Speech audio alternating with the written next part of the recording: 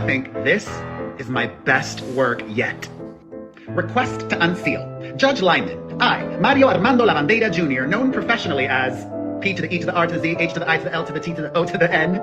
Blake Lively's sham of a lawyer, Ezra Hudson, is using this court's docket as a publicist would by filing a futile motion to compel with you, even though she is very well aware, as is this court, that last week I filed a motion in Nevada to quash the fishing expedition disguised as a subpoena served on me by the zero-time Oscar-nominated plaintiff.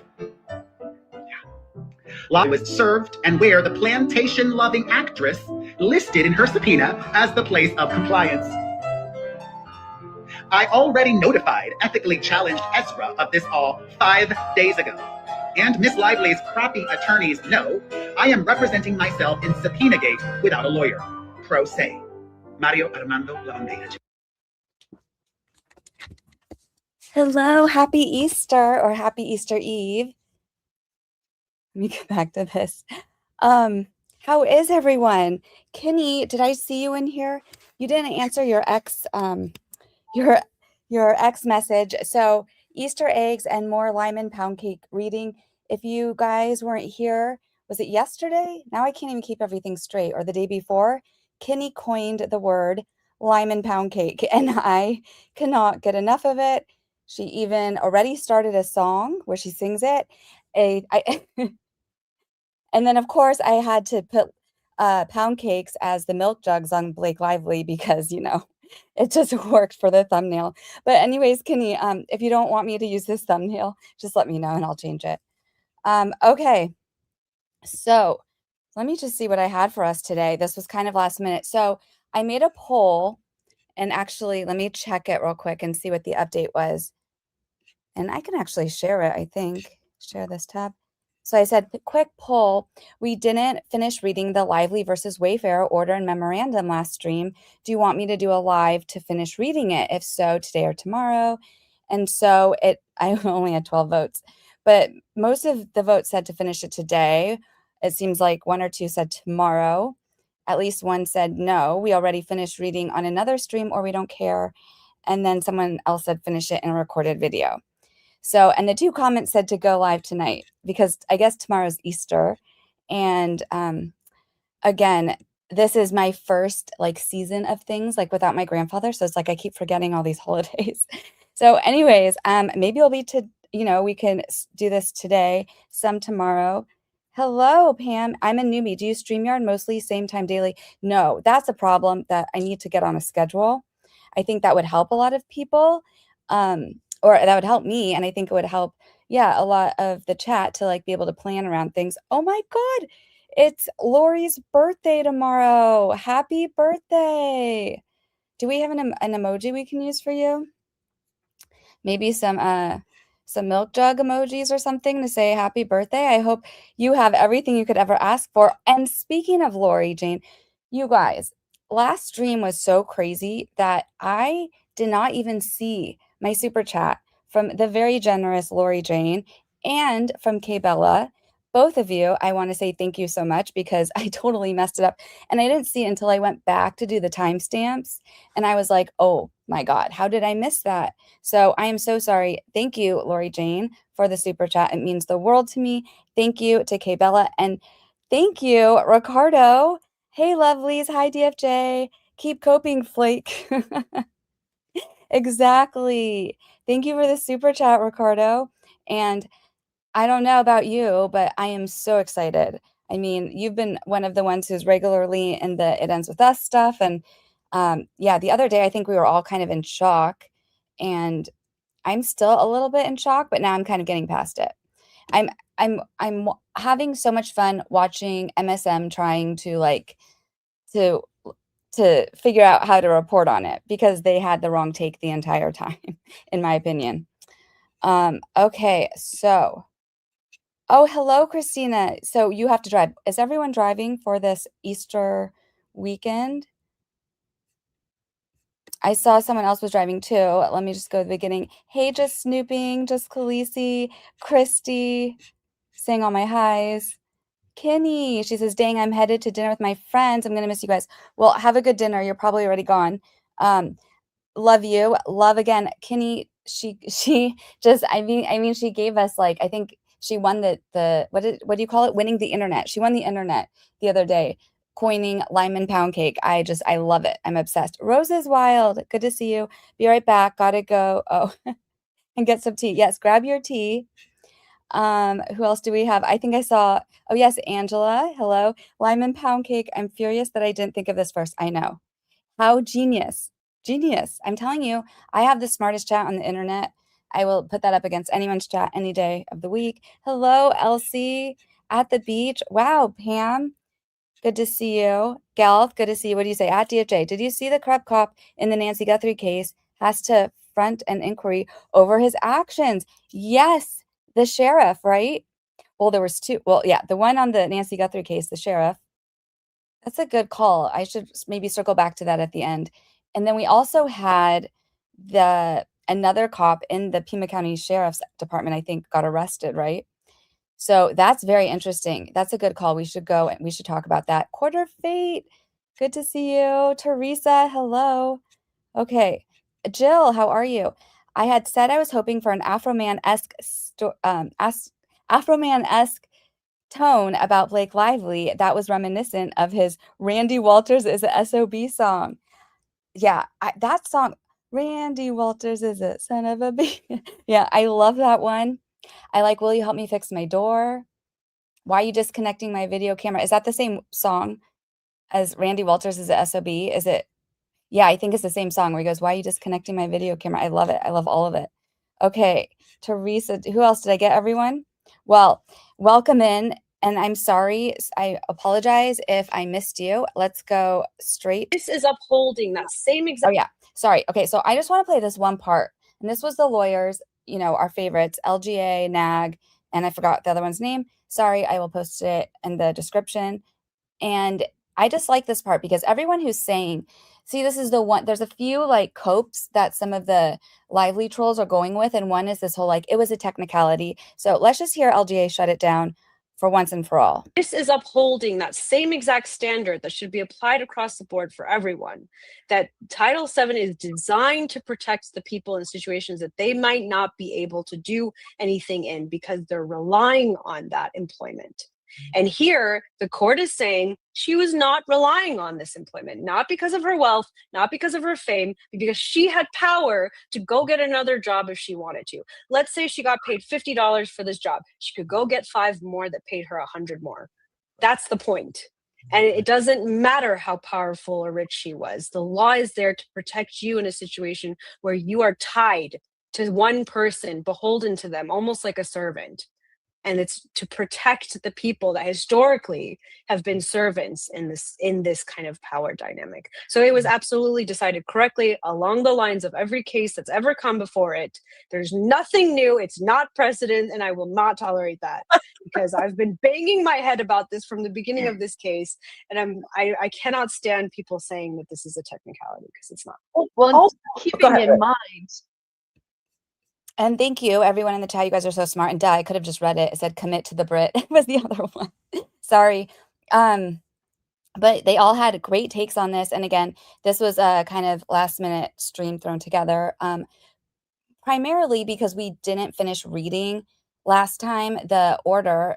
And so at the end, we're just going to finish, well, as much of that as we can, because I started reading it on my own afterwards. And it started getting really good. Like, we had done 65 pages of the like tiresome, but it started getting good. Remember, I think we ended right like around the PGA letter, and then he starts talking about her like alleged SH claims, and it gets really funny.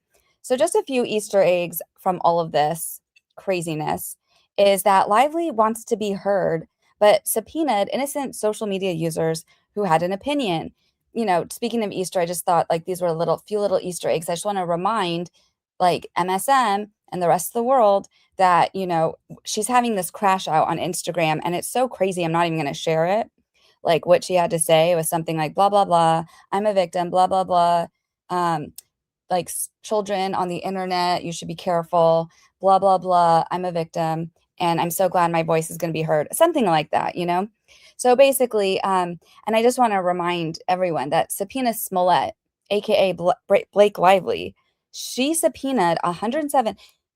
people who had an opinion on the internet, including a YouTuber with 1 subscriber, who is our favorite turquoise spatula. And we also had, I'm spacing out everyone's names right now. O'Connell, Cassidy was subpoenaed. Lauren was subpoenaed. Popcorn Planet, Ashley Brand, all of these like people who all they did is have an opinion, and she put them through hell. They had to file responses. Perez, and by the way, I opened with Perez because I have a whole playlist basically dedicated to his fight on it, because she actually ended up going to court in Nevada and he won. Good for him. But also, in case you have missed it, he was in the hospital for almost a month with some sort of I think he had sepsis or something, and it was a struggle. So just, giving my love to Perez. I want to see everyone thrive. Hey, Michelle, how are you? Yeah, so many people were subpoenaed. It was ridiculous. So, forget all of this crap. And Megyn Kelly. Oh my God, wait, I think I have the Megyn Kelly clip. Hold on. I did put it in here. We can see it on my X. Uh-oh, let me shut this off. Okay. Yes, right here.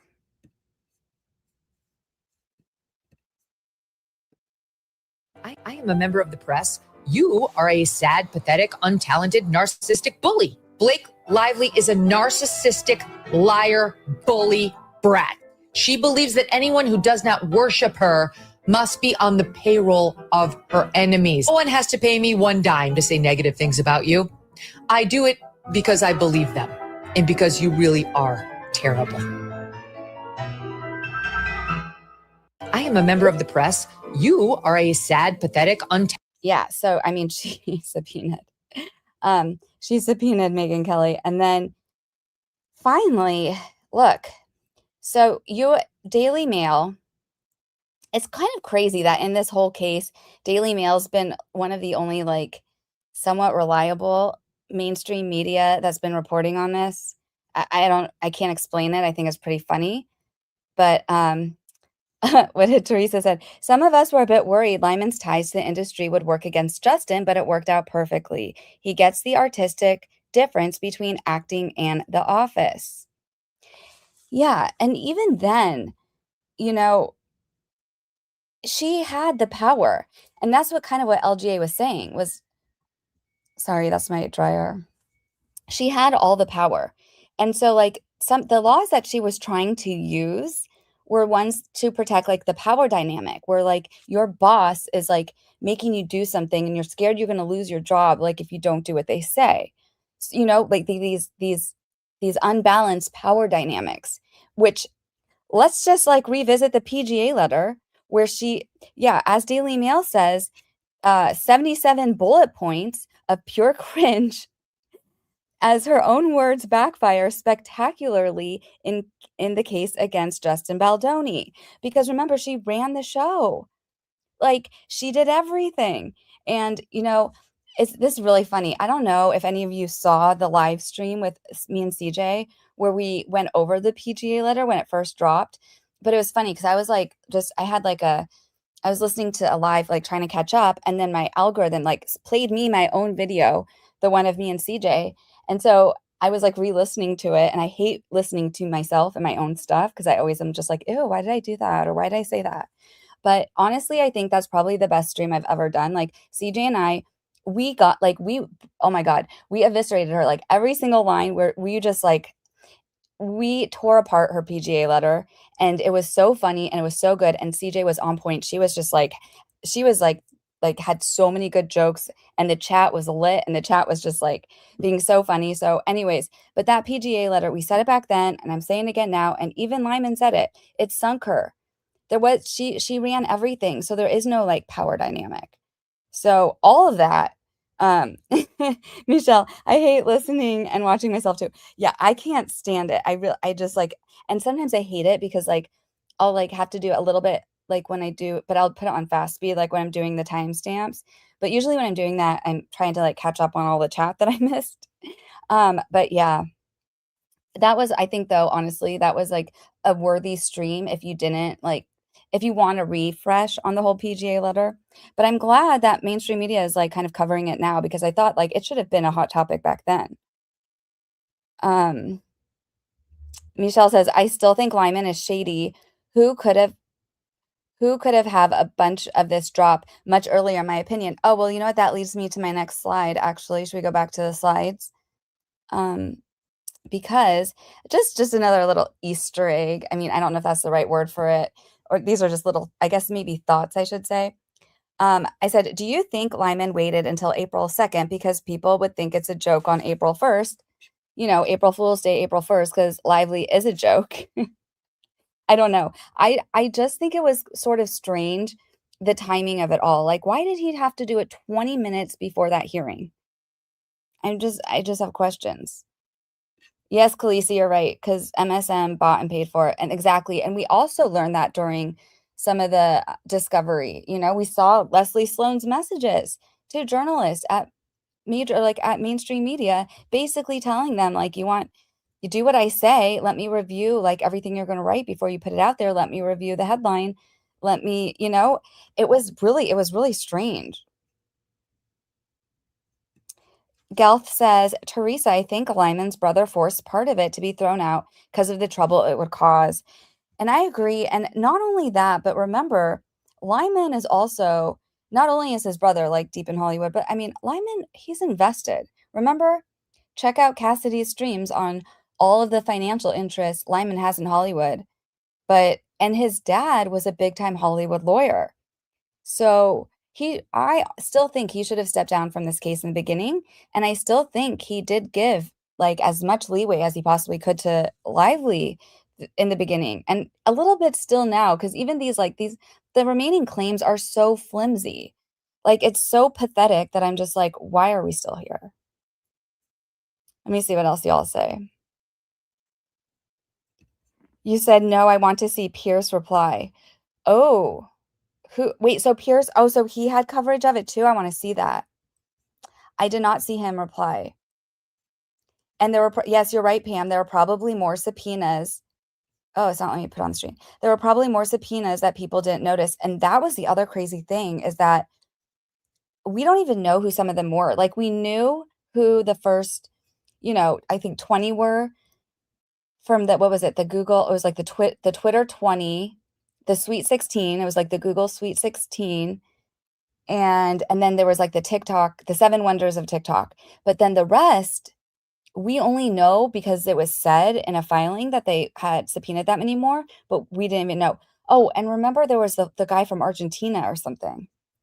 I don't know whatever happened with that, but oh, so here I see. Rose Wild said, did you all see Pierce Morgan response to Blake post? It made me laugh. No, but if you want to give it to Khaleesi, or I'm happy to throw it up. She could put the link in and I can put it on screen. And yes, Teresa, you're right. Lyman summoned them to another meditation or settlement meeting Monday. Will Blake Lively take the hint? No, she won't. I don't think she will. I don't. I think she'll take this all the way, because again, this is federal court. Okay. So in, like, for example, like with the Depp v. Heard, it's just the example I'll use because I watched that entire trial from the beginning to the end, and I went into it without knowing anything. And then I came out of it being a Johnny Depp fan because it was so crazy. And I think Amber Heard, I thought she was one of the worst human beings on the planet, in my opinion. But the takeaway from that is that at least it was all public and everyone got to see it.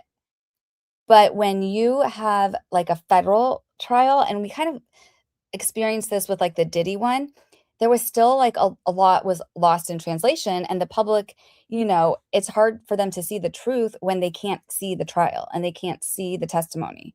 So I agree at the beach 1000%. Her ego won't allow her to let it go. You can't fix stupid. I don't know what to say. Hi, I am Irma. It says, hey, GFJ. Hey, all. Good to see you. DFJ, Brett Cooper gave CJ a shout out. Oh, that's awesome. Did she see it? Well, I'll have to let her know. That is so cool. Shout out to CJ. So Gelth, you think that Blake requested it? I think he did. Okay, so let me just show it to you guys because I actually have it. 1 second. It was, I took a screenshot of it. Okay, so let's go to the docket. You know, I always like to show the receipts, so let's just go to the receipt. Okay. So it's just said scheduling order. The court orders as follows. A counsel-only telephonic conference with counsel for plaintiff to discuss their client's updated settlement position is scheduled for Monday, April 6th at 3 p.m. Is that this Monday? Oh, wow. Okay, scheduled for Monday, April 6th at 3 p.m. Eastern on the court's conference line. Plaintiff's counsel are directed to call, gives the number, and then the meeting number at the scheduled time. 2. A counsel-only telephonic conference with counsel for defendants to discuss their client's updated settlement position is scheduled for Monday, April 6th at 4 p.m. Eastern on the court's conference line. Defendants' counsel are directed to call, it gives the number, the meeting number at the scheduled time. So ordered. Telephone conference set for 4/6/2026 at 3 p.m. before Magistrate Judge Sarah L. Cave. And then it just says telephone conference set for April 6, 2026 at 4 p.m. before Magistrate Judge Sarah L. Cave, signed by Magistrate Judge Sarah L. Cave. Okay, so pretty interesting. I don't really know. Is that like normal? I have no idea. Nothing about this case is normal. I don't think anyone requested that, to be honest. I think that maybe that's just a thing that happens when a bunch of things get thrown out. Or maybe it's just common sense. They're like, hey, your case is done. Like, are you sure you still want to be here? Here's another out for you. Take it. Okay, it was a Piers Morgan's tweet. All right, you all want to see this? All right. Okay, well, it better be good because I'm going to pull it up right now. Piers Morgan. Is it Piers Morgan or Piers Morgan Uncensored? When was this? I don't see it. I don't see it. Yeah, you're going to have to send me the link. I do not see it. I'm on his account right now. I don't see it. So you can send it to me if you want. Yeah, maybe let me go to the uncensored one. Hold on.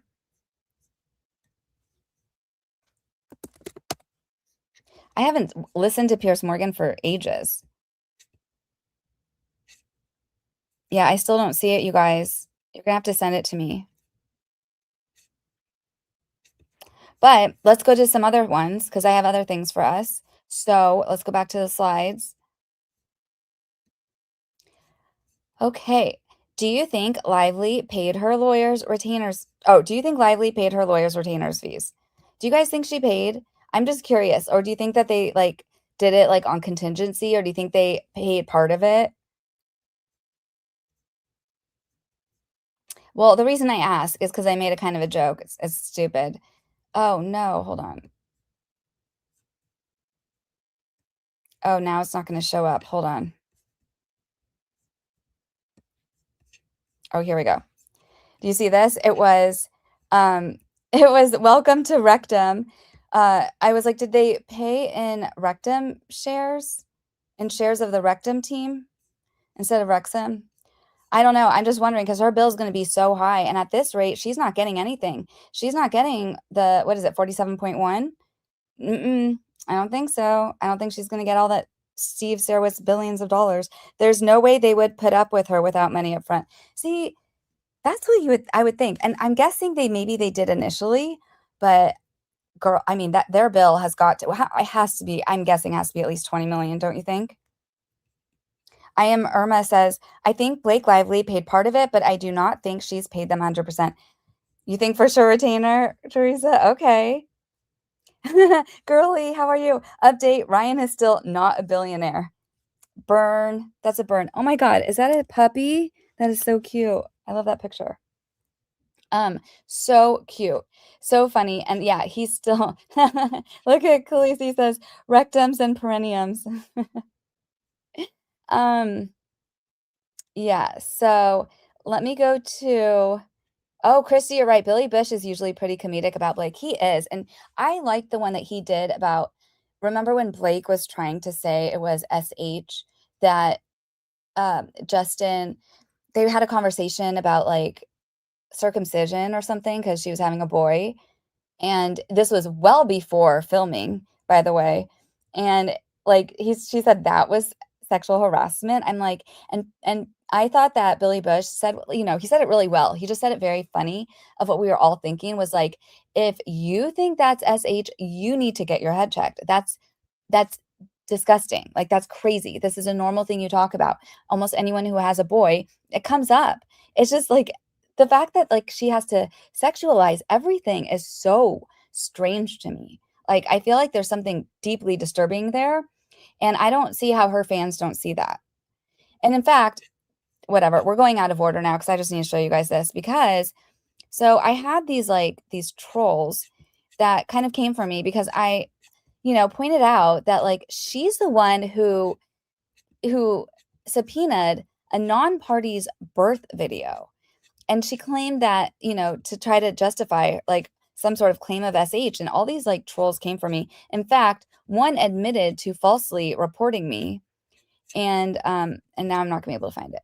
But yeah, I just think that it's like it's crazy because they don't see how that's like a violation. I'm like, if anyone was SH, it was Natasha Heath for having her entire birth video subpoenaed in court. It's disgusting. Like, who does that? So let me go to oops. Let me see if I can even pull it up. Well, I have it somewhere in here, so we'll go back to that. Oh, here it is. It was on this post. Okay, because I said Blake Lively claims that childbirth is porn. She perverts childbirth, and you think this is about a digital, because they keep talking about this digital takedown campaign. I said she subpoenaed 107 social media users for their private data and came up with nothing. And I said, read the court docs. P.S. The Hollywood Reporter has a shout out because I could put a clip about it. Oh, and they're all blocked now, so we're gonna have to actually go. It's in my slides, so we can go to that. Hold on. Right here. So like, you know, they're trying to say, they're like, well, she's given birth 4 times. It was a personal video of a coworker's wife when she'd already expressed being uncomfortable. Shove your misogynistic BS up your A. If my boss showed me his wife's childbirth, I'd be a millionaire like he is. So there's a few things wrong with this because that she's saying that it's SH because she's saying that if her boss showed her his wife's childbirth, she'd be a millionaire. Okay. So then I let her know that I was like, you're a sicko if you think childbirth is SH. Clearly, you've never been a survivor, but I can tell you that we see right through Lively. She also said talking about a newborn is porn. Girl, you're sick in the head. Get help. So then she quote tweets me and says, no one said it was SH, but she said, you're an effing paid for bot. So of course I'm a bot.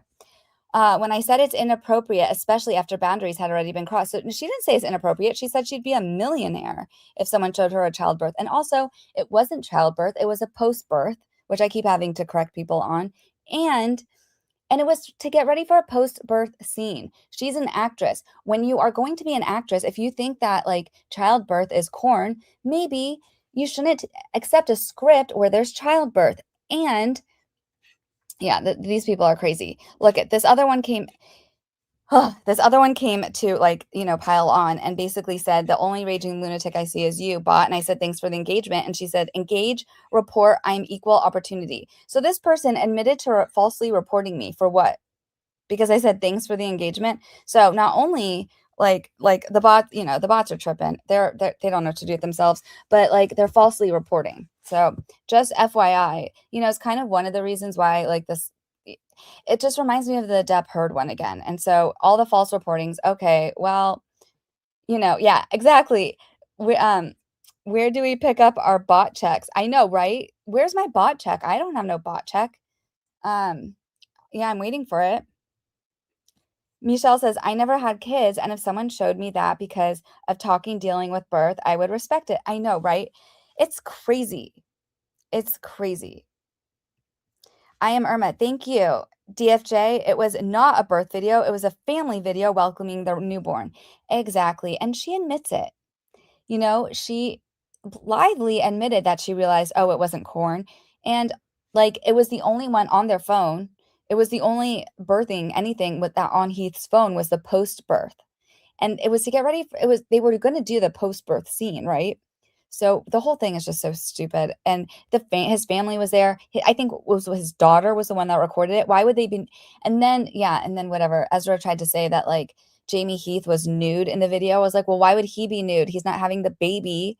That's so dumb. Their whole family's there. Director paused that yesterday. Pam or Prickly Pear says, of course they're fine false reporting. They're her supporters, birds of a feather. Yeah. So if my X account goes away, I'm just letting you know these are the people. They're openly admitting to false reporting, and there's nowhere to report false reporting. So I can't even report them for false reporting because that's not a thing, but I think it should be. Gail says, all I know is because of being circumcised, I couldn't walk for a few months. Okay, Gail, thank you. I'm glad you can walk now. I am Irma says, it is worse now for Blake Lively and Ryan Reynolds because of how current world events have negatively affected the stock market. Anyone who has investment knows they have less money in their stocks 401k. Is that true? Oh, that's unfortunate. Not like I have that, but you know, I do have a 401k, which I guess maybe I should check on that. So let me go to everything else. Teresa says they wouldn't be wasting this much time considering all the nonsense going after 100 plus content creators and other stupid filings. That's BLNR PR effort via courts. Exactly. They use the courts for PR. It was disgusting. And again, they subpoena. So this whole digital smear campaign thing just it infuriates me that like that's what she's gonna. I am a member of the press. Sorry, we already heard that one. Oh yeah, we'll go back to that one. Oh, and we're gonna read the comment sections. Oh yeah, I forgot to do that. Okay, so we're gonna go back here. So yeah, the whole smear campaign thing or whatever that they're trying to go with now is ridiculous. Because again, let's just look at Lawrence. They subpoenaed 107 people on the internet claiming this digital smear campaign. And what did they come up with? What did they come up with? Nothing. Zero. Nothing. So I don't understand how these like supposedly credible news sources are saying, you know, like now Lively's fight is going to be about the whole digital war and digital smear campaign. Well, really? Because she couldn't even prove that happened. In fact, I think the only thing they proved was that Wayfarer is far kinder. Everyone that works there is far kinder than I would be. And they're like, no, let's not say anything bad about her. Let's just speak our truth. Like they really, you know, and their poor crisis managers were just like, they were so frustrated. They were like, oh my God, these people drive me nuts. Like we have to go hard. Like we should be doing things. And Wayfarer wouldn't let them. Wayfarer wouldn't let Abel and Nathan do what they wanted to do. So they were just like, oh, you know, peace, love, harmony. Let's just speak our truth and put out a website with our own truth, you know, with the court document. And they're too good. And I wouldn't have even known who Baldoni was or Heath or Wayfarer. I wouldn't have known who any of these people were if it wasn't for Lively. Hey, Wrath, how are you? Good to see you. Oh, Prickly Pear says, every time I hear about 401k, I think about Jen Abel and wonder if she's gotten access back. I know she had no access to all of her accounts because of that Stephanie mother effing Jones. So yeah, you know, like Lauren posted how like last summer, Blake Lively tried to subpoena my credit card numbers, bank account, location data, and a host of other private personal information because she didn't like what I said about her online. Lively thought that surely no one could organically disbelieve her claims or criticize her. It must have been the secret work of Justin Baldoni. I watched as the news outlets shared ugly screenshots of me. Oh, Lauren, you can't have an ugly photo or an ugly screenshot of Lauren, so I'm going to correct that for her. Watch as the news outlet shared gorgeous screenshots of me and ran stories while asking Blake's attorneys for comment, but never asking me. Only Josh T. Boswell from the Daily Mail bothered to reach out. I watched as random faux feminists then picked me apart for my looks and called me a misogynist because I'm not okay with an elitist jerk abusing our court system to punish people she doesn't like to the detriment of real victims. Because that is what Blake Lively does. She has the power and status to try to squash you like a bug if you do something she doesn't like. And she subpoenaed 107 social media users, including someone with 1 subscriber, to try to terrorize anonymous accounts that criticize her. Today, the federal judge gutted Blake Lively's lawsuit. She flew too close to the sun trying to exploit California's, quote, Me Too law to make herself look like a hero. Suffice to say, my credit card numbers couldn't have saved her from that. I look forward to her losing her retaliation claims if she chooses to proceed to trial on the remaining claims. And remember, Lauren was on Lively's side in the beginning. So, like, the fact that, like, she was subpoenaed is really funny. And shout out to Lauren, you know, she is an OG, love her. I'm one of her mods. I'll support her until the end of time. And I think she did great work getting to the truth of this case. And she always does it, in my opinion, with grace. She throws in a few, you know, C words in there, but I think that besides that, she's always, which I support, because I support free speech. But I think, again, she has far more grace than I could ever have about how I speak about these people. In fact, I made a whole Sesame Street little video because I think that comparing all the characters on Lively's side to like a haunted Sesame Street. Ken's was the one with with 1 subscriber, and I think then she blew up. And Janessa, Astrology by Janessa, you know, she's just reading like the stars or whatever she does and telling you the horoscopes. Like, she was subpoenaed. Like, that's nuts. Like, absolutely nuts. Yes. Let me see, what does okay, Khaleesi says, will they be able to show videos of Blake and Ryan subjecting other people to SH? I don't know. I think only if they go with the retaliation claim. Okay, this is what I understood from the Tilted Lawyer, from Omar. So you guys can correct me if I'm wrong. But from what I understood is because, like, one of the retaliation claims is she's saying, like, her reputation was damaged, right? So if she's still going to go with that, they do get to put up their, you know, an argument against that, saying, well, you're responsible for your own reputation and you did this, this, this, and this. Let's rewind the script. Let's go back to before Wayfarer you were even together, you guys even knew each other, and let's see what the internet had to say about your reputation then. For example, Brian Friedman called this out in his deposition of her. He's like, you know, weren't you married on a plantation? Like, didn't this all come out during Black Lives Matter? Didn't you, like, pledge money to make up for it and claimed like you weren't taught slavery in high school? Even though Lynn, is that her name? Lynn? Sweet and Salty Lynn said she went to the same high school as you. And she said that they do teach slavery and they do teach basic American history where you learn about slavery in that high school. So, like, weren't you doing stupid stuff that, like, made people not like you well before this movie and well before, you know, the internet really saw who you are? I'm just saying. Oh, and blackface. Yeah, she did blackface several times, right? So, Christina says, is Gloria here? Because she was just a commenter who was subpoenaed and she didn't even know until too late. No. Are you serious? How did she find out? I need that whole story. So, and it says Eumonia, Dike. Oh, yes, we read that. Thanks to CJ, she had sent it to me. Eumonia, Dike write a phenomenal piece on how Ryan Reynolds SA'd Joe Carey. Joe is a male. Blake Lively SH grabbed a male actor's junk in an unscripted movie. Yes, what was that? The Simple Fever? She did that and she admitted to it. Mm-hmm. Yep. Exactly. Kenny and I had a little battle over it, but she was right and I was wrong. I love you too. Again, shout out to Kinney for the Limen pound cake. And by the way, she's working on the song and it sounds incredible. Okay. So, Wrathful says, I knew there was going to be at least one person who didn't open their mail and then one day saw that they were subpoenaed. Because that was the thing with all of this was that, I mean, and that was forget it. I'm just going to swear. That was a whole shit show on its own, honestly, because YouTube and Google had conflicting statements about whether or not even that subpoena email was real from Google.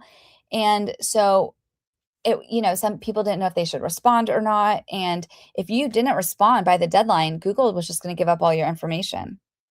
Pretty shady, right? And apparently it was even worse. What was it called? Pop Divas, I think. Are you guys going to make me pull up the subpoena slides? Because I have slides on slides on slides of all because I covered SubpoenaGate. I think it was called Pop Divas. They, on TikTok, there was no one that they could send something to at TikTok to fight the subpoena. So that they sent, they wrote a really good motion to quash that they sent, and they had to send it to the courts and to her lawyers, but because there was no one they could even contact at TikTok to send it to. It was crazy. And then you had someone like Leanne, for example, where they misspelled her username in the subpoena. So she wasn't even contacted. And thank God, Spiritual Shift recognized her. Girl, pull it all out. I mean, you guys have no idea. I had so many slides on this. And, and we don't have to go back and we don't have to repeat his history. But just in case we need any refreshers on all of this, let me go right to it. Oops. Because I had several. I think it was here. Let me go to Pop Divas. Oh, wait. Actually, this is not the one. I had so many different ones. Hold on. SubpoenaGate. Yeah, I had I have way too many slides for this. I'm going to get so sidetracked. Because, I mean, it was crazy. Yeah, I think it was Pop Diva. Let me see. And then we had, and then eventually we're going to have to go back to Stephanie Jones on all of this. Oh, yeah, here we go. Yeah, we had Spiritual Shift. Oh, yeah, and Flossom Talk. Remember that? How could I forget that? Make sure this is sharing. We had, yeah, Pop Diaries. That's who it was. Yep, and they have full-time jobs. This was a side hobby. One of them was a survivor, and she actually saw the film. And that's what's so crazy is a lot of the people she subpoenaed and went against, in my opinion, these were people that actually went and saw the movie. This is not my type of movie. I mean, I'm not a movie person to begin with, but this is definitely not a movie I would want to see. No way. I wouldn't see the movie. I wouldn't read the book. And these people did. And they were personally felt like it was tone deaf to have for her to promote her liquor during this movie and promote her hair care, in promoting this movie, and then naming one of the drinks for the liquor after the abuser in the movie. They're like, this is crazy. And they called it out. And what does she do? She subpoenas them. So anyways, Christina says, sorry for swearing. She could have my info. All she would see is I'm a broke bitch. Right? And I'm glad for all the people who are able to I think with it actually backfired for Blake Lively in many ways. And hopefully a lot of the creators, it did help them. I hope they were able to monetize it in some way. But yeah, let me go back. So we're all over the place. Let's go back. We were going to read some of the other things. Oh yeah. And Ashley, I mean, with her, small business owner, we had Ken's. It was just crazy. SubpoenaGate was crazy. And that's why I made a song called Subpoena Smollett, because that's what she is. So real quickly, though, I just wanted to just show you some of this comment section because I thought it was so funny. Let's start with the New York Times one, since they're the ones who started all of this. Because someone told me in my, I forgot when I reposted this, someone told me, oh, the comment section is so funny. And I was like, oh. And I started reading it, and I found it kind of therapeutic and funny. Do you guys want to see some of it? Yes, Christy, you're so right. It brought all of the content creators together. Exactly. Oh, oops. what did Teresa say? You said, I'm interested in Taylor showing up in court for the plaintiff. She's still on the list, right? Is she? So that's one of the things I was like, I wish this had, ew, did I like the New York Times' post? That was a mistake. Ew, sorry. So, yeah, I wanted to, that's one of the things that really bothered me because, like, do you guys remember Taylor Swift's lawyer accused Blake Lively's lawyer of extortion? So I still wish that there was some of that stuff that we got to see, but I don't think we're ever going to see it. I don't think Taylor's ever going to be called because, like, at this rate, you know, these things are so flimsy. This is going to go to a New York jury that is going to be so annoyed that they're in court for this. Her reputation, because they filed a defamation suit against her for making false claims. I don't think that they're going to care. I think that they would probably wish that they could do the same thing. The photo of Justin was hard to see because you could see all the stress on his face. I look like that when I'm exhausted. Yeah, exactly. Poor guy. But hopefully, and this probably won't make him smile, you know, because he's probably just like peace, love, happiness. But this made me smile. So let's just go through some of these comments real quick because I just thought that they were worth sharing. And then, and at the top of the hour, we're going to go back to the document and we're going to finish reading some of that because it started getting good when he talks about the SH and stuff. So, okay, so this says, you started this by printing her, and this is the New York Times, who, remember, they did start all of this. Remember Megan Twohey didn't fact check anything, didn't even, like, she threw basically everyone under the bus, didn't contact Jed Wallace for comment, didn't contact Flossom for comment, who she said Flossom was, like, part of, like, the smear campaign. You know, they contacted Wayfarer, was it, like, the day of or something? And they didn't check, you know, they didn't try to, like, cross-check anything. And Megan Twohey admitted in an NPR radio interview, she admitted that she spoke with Blake Lively off the, you know, I guess, I don't know if it was on the record, off the record, but she didn't put this in her article. And Lively told her she's actually experienced worse than this. So for her to say that this was anything bad she experienced, it's like, okay, but you said you experienced worse and you did nothing about it. You don't mention any of that. You didn't go after them. Why? Because you didn't want to steal their movies? Or are you just basically admitting that nothing bad happened here? So it says, you started this by printing her lies. You said you had 1,000 of evidence, but showed none. It is a disgrace that you did this to him. You should print a retraction. And then it says, tried to destroy an innocent man, committed a crime of stealing personal private information through a sham lawsuit, all to look like a damn fool. You are an embarrassment. Shame on you.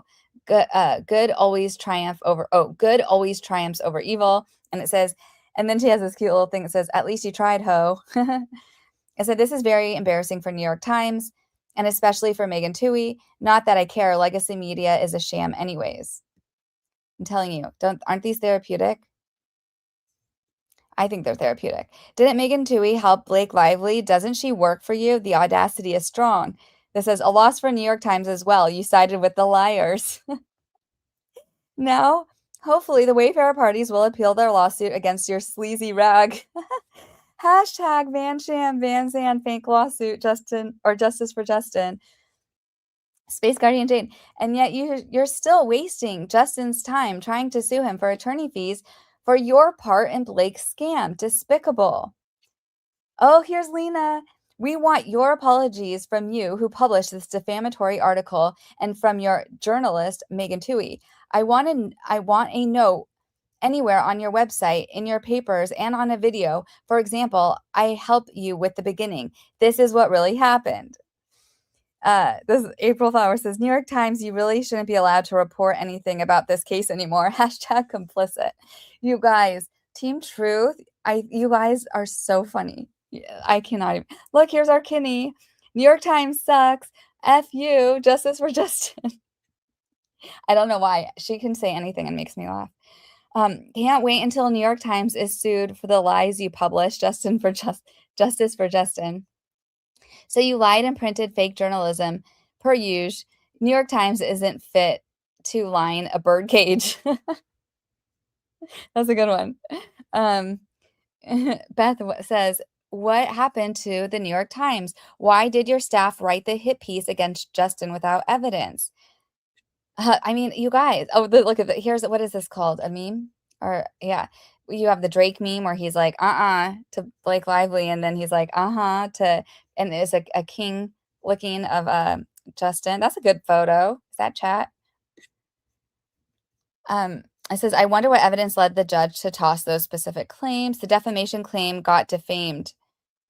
The conspiracy claim got conspired against. We're going full Inception. And then it says, you scumbag started this. Your pal, Taylor Swift, and her little buddy, the Nepo baby, got this all rolling, allegedly, right? The glorious thing is now you all showed money and power overrules truth and transparency. That, my friend, isn't journalism. You all look like idiots. This is James. We await your apology. I'm not holding my breath. The New York Times continues to prove what a fictitious tabloid it really is.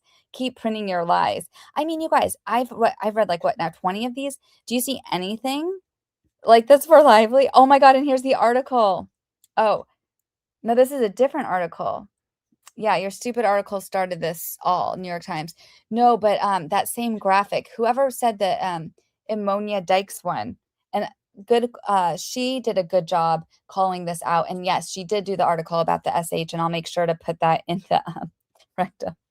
I'll make sure to put that in the description. Prickly says, oh no, sending all the good vibes and best wishes your way that you get it done in time. Oh no. Christina, what do you have to get done in time? Says, too bad I couldn't get Allie to do Easter Monday so I could get all the candy half price. Yes, right? Okay, let me see what else I got here. It says baskets. Okay, Jen's happy place. Good to see you. Baskets are ready for my 27-year-old and almost 26-year-old. You guys are so good. You're so on top of everything. Teresa says, I've learned not to believe the first story or the media on any issue, especially from those tied to the Hollywood cesspool. I force myself to wait a few days for the truth to trickle out. So I have another thing on this. So, and actually I went on, Colonel Kirk.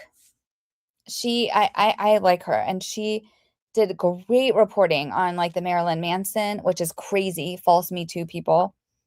And she did some Johnny Depp, and she does really good reporting on this. And I feel like she showed some patterns, and I feel like I've been able to pick up a lot of those patterns after seeing a lot of these false accusers, because a lot of it's just a narrative out there. People are like, oh, it's so rare. It's like for people to have false reporting. And I was like, is it really rare?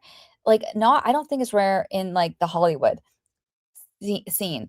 Maybe not, but like I've just seen so many now. And I guess the biggest red flag, honestly, for me is when they go to the press first before doing like a police report, or like, I feel like when some of these ones, and for example, and this is a crazy, I can't believe I'm going to share this, but like I called out the one who did Trevor Bauer. Do you guys know the baseball player?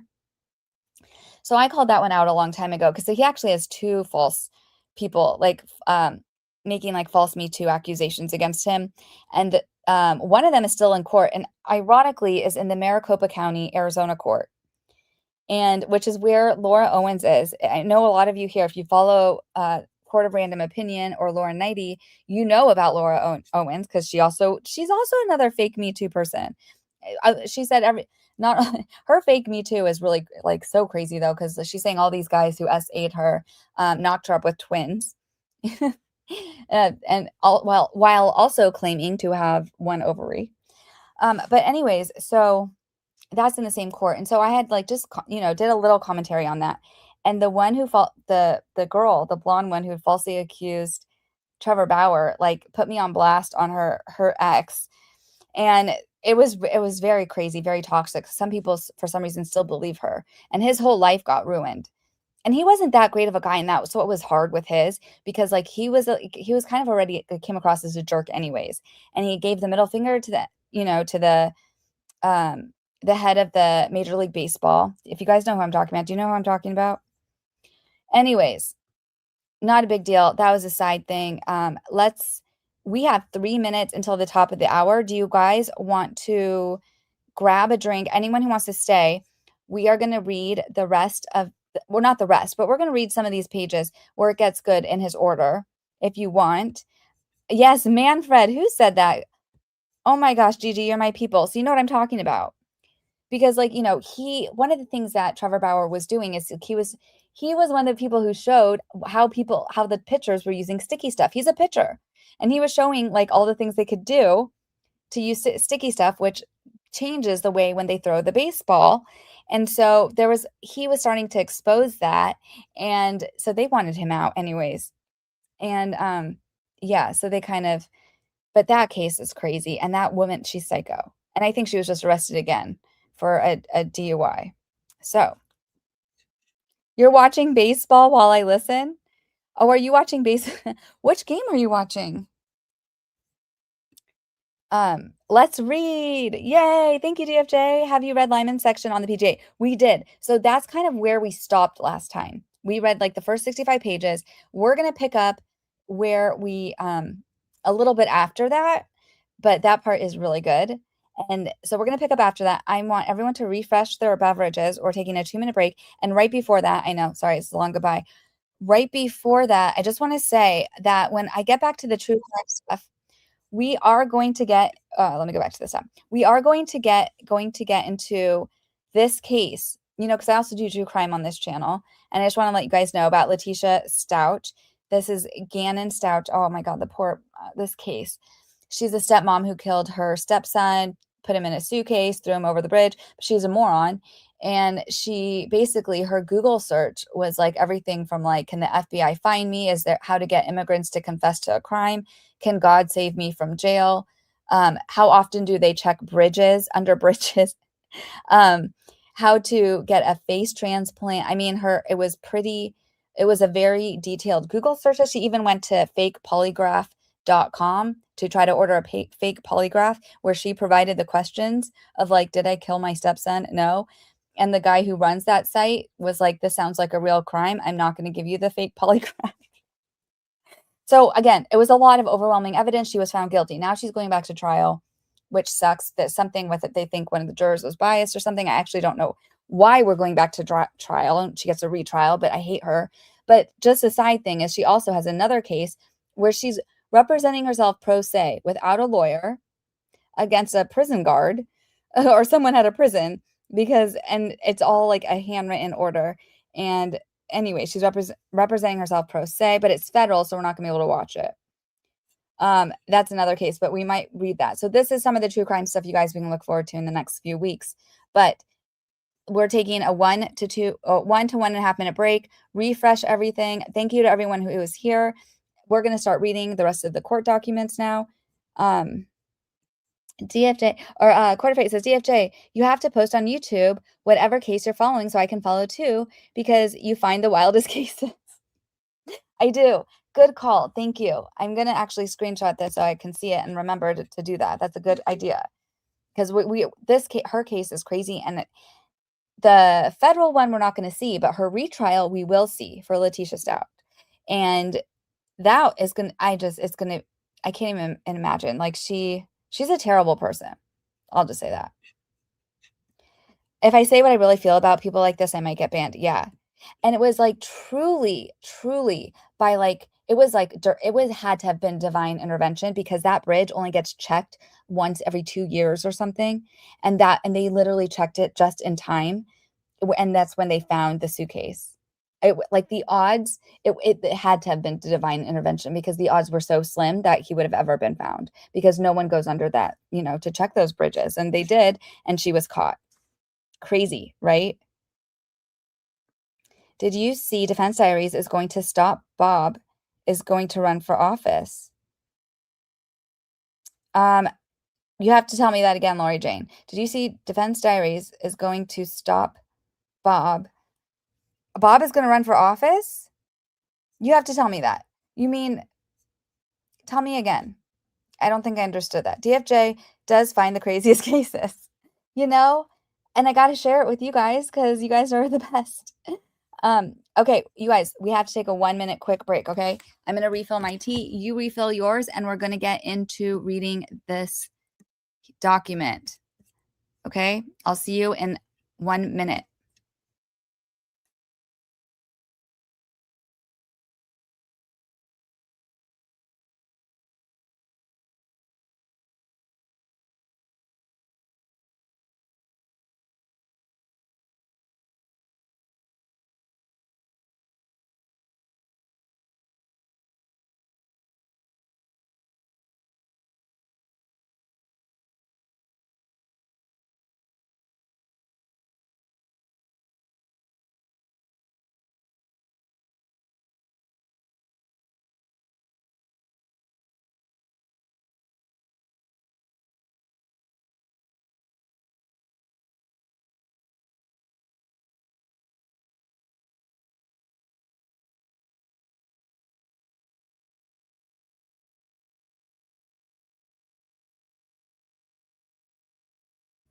All right, you guys all settled and ready?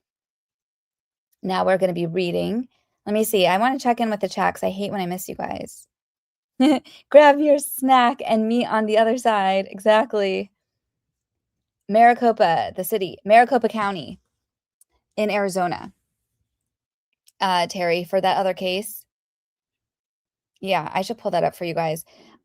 I mean, maybe I should do a short on it or something, but it was crazy because a lot of people did believe Trevor Bauer's other accuser, who, okay, Brian Friedman represented her. Okay. So, I mean, I love Brian Friedman, but, and that's probably why, like, the press for her didn't eat her up as much as they should have, because he does do a good job in how he handles his cases, but she violated, it was crazy. She violated the NDA and like posted all this stuff about Trevor. And so she actually ended up having to pay a bunch of money. And it wasn't her though, it was like her insurance. I don't know how all these people get their insurance to pay for these cases. I can't even get insurance to pay for a broken, something that was broken on my roof. DFJ girl, keep going. This is the bestest ever. Bad grammar is deliberate. I love it. It says, Michelle says, I can't remember now, but who came up with rectum? Whoever it is, thank you. So fitting. It was someone on Cassidy's stream is when I first heard it. And now I'll never call it Wrexham. His football team, what is it? Soccer team? It's always going to be rectum to me. Let me see what else you guys are saying. I saw Michelle say something else up here too, and I missed you. Well, we're going to keep going. Sorry if I missed any of you guys. Oh, DFJ here. I was tagged. Just want to say thank you. Your live chats rock, and thank you for engaging in the chat when you can. Well, you guys do rock. You guys are the best, and I'm sorry because sometimes like I'm still slow at like seeing everything or I miss the chat. I try not to. Like I try to check in, but okay, let me make sure this is live. Sometimes I have to like switch screens, and so it's a work in progress. Oopsies. But I love you guys. So thanks for being patient. Thanks for being here. And thanks for liking everything. So we are starting on page 87. We left off on page, I want to say like 65. And he just kind of did a little more or less of like a little bit more about like the territorial stuff, whatever that we don't care about. But I felt like it started to get interesting here. And you'll see because he basically shuts her down with he calls out the cases that they cited as not being anywhere in the same realm as relevant to Lively. So here we go. Any last words from the chat? We're going to get started. Danny's World. Hey, that's a new name. Have I seen you here before? Laticia Stauch's case, a juror member from her trial was related to a member of the prosecution. Are you kidding me? Are you serious right now? That makes me so mad. How did that get past anyone? They didn't even mention that? No one mentioned that? Don't they do that in voir dire? Like, didn't they say, do you know anyone who's in this case at any of these tables, in any of the witness lists? How did that even happen? I'm going to have to do some reading on that. We're going to have to do like a catch-up stream on the case, and I'm going to look into all of that. Thanks for filling us in. I cannot believe that. Oh my God. Okay, let's effing go. Fresh twisted tea and fully loaded bong. Okay, good. I love you guys. Yes, Gigi, we did catch a live. I played part of it of NGA, LGA, and Brit, or NAG, LGA, and Brit. They did a great live. I watched it twice. You watched it twice. I put a little clip of it, but yes, I agree. And I'm going to post that in here. So let me go. We're just going to start reading. The sexual harassment claims. Lively brings SH claims against It Ends With Us, Wayfarer, Baldoni, and Heath under FIHA, and against Baldoni and Heath under California Civic Code Section 51.9. The crux of these claims is that defendants harassed Lively and subjected her to a hostile work environment on the basis of her sex and/or gender. Lively's allegations center largely around conduct which occurred on the set of the film during the first phase of production in New Jersey. This on-set conduct occurred outside California and cannot support applying the statutes extraterritorially. Recognizing as much, Lively asserts that the key decisions that enabled, escalated, and/or perpetrated the hostile work environment were made in California by executives supervising Miss Lively's employment from Wayfarer's California headquarters. Specifically, she alleges that Baldoni and Heath made critical pre-production decisions from California that enabled harassment to occur and left cast and crew without protections once filming moved to New Jersey. For that proposition, Lively asserts that Heath, acting from California, failed to hire a separate HR presence for production, even though Baldoni had a potential conflict of interest as the film's director and Wayfarer's chairman. Lively also points to Wayfarer's failure to provide SH training to cast and crew after Sony informed that that Sony would not be responsible for the training. Lively asserts that these California-based management decisions effectively guarantee that once filming began, there would be no meaningful mechanism for Lively or any other cast members to report inappropriate behavior. This is where it gets really crazy, you guys. Lively alleges that additional conduct in California set the tone for harassment. Shortly after Lively accepted the role of Lily Bloom, Heath sent the following text message to Baldoni while Heath was in California. Quote, "By the way, I'm at home with my daughter, husband, and wife with a visit from her midwife that delivered Justin's kids and my kids, going through the process for her home birth at my house. It's very magical. This is all to say the energy of bringing life into the world is surrounding us. We are birthing Blake into this role." End of quotation mark.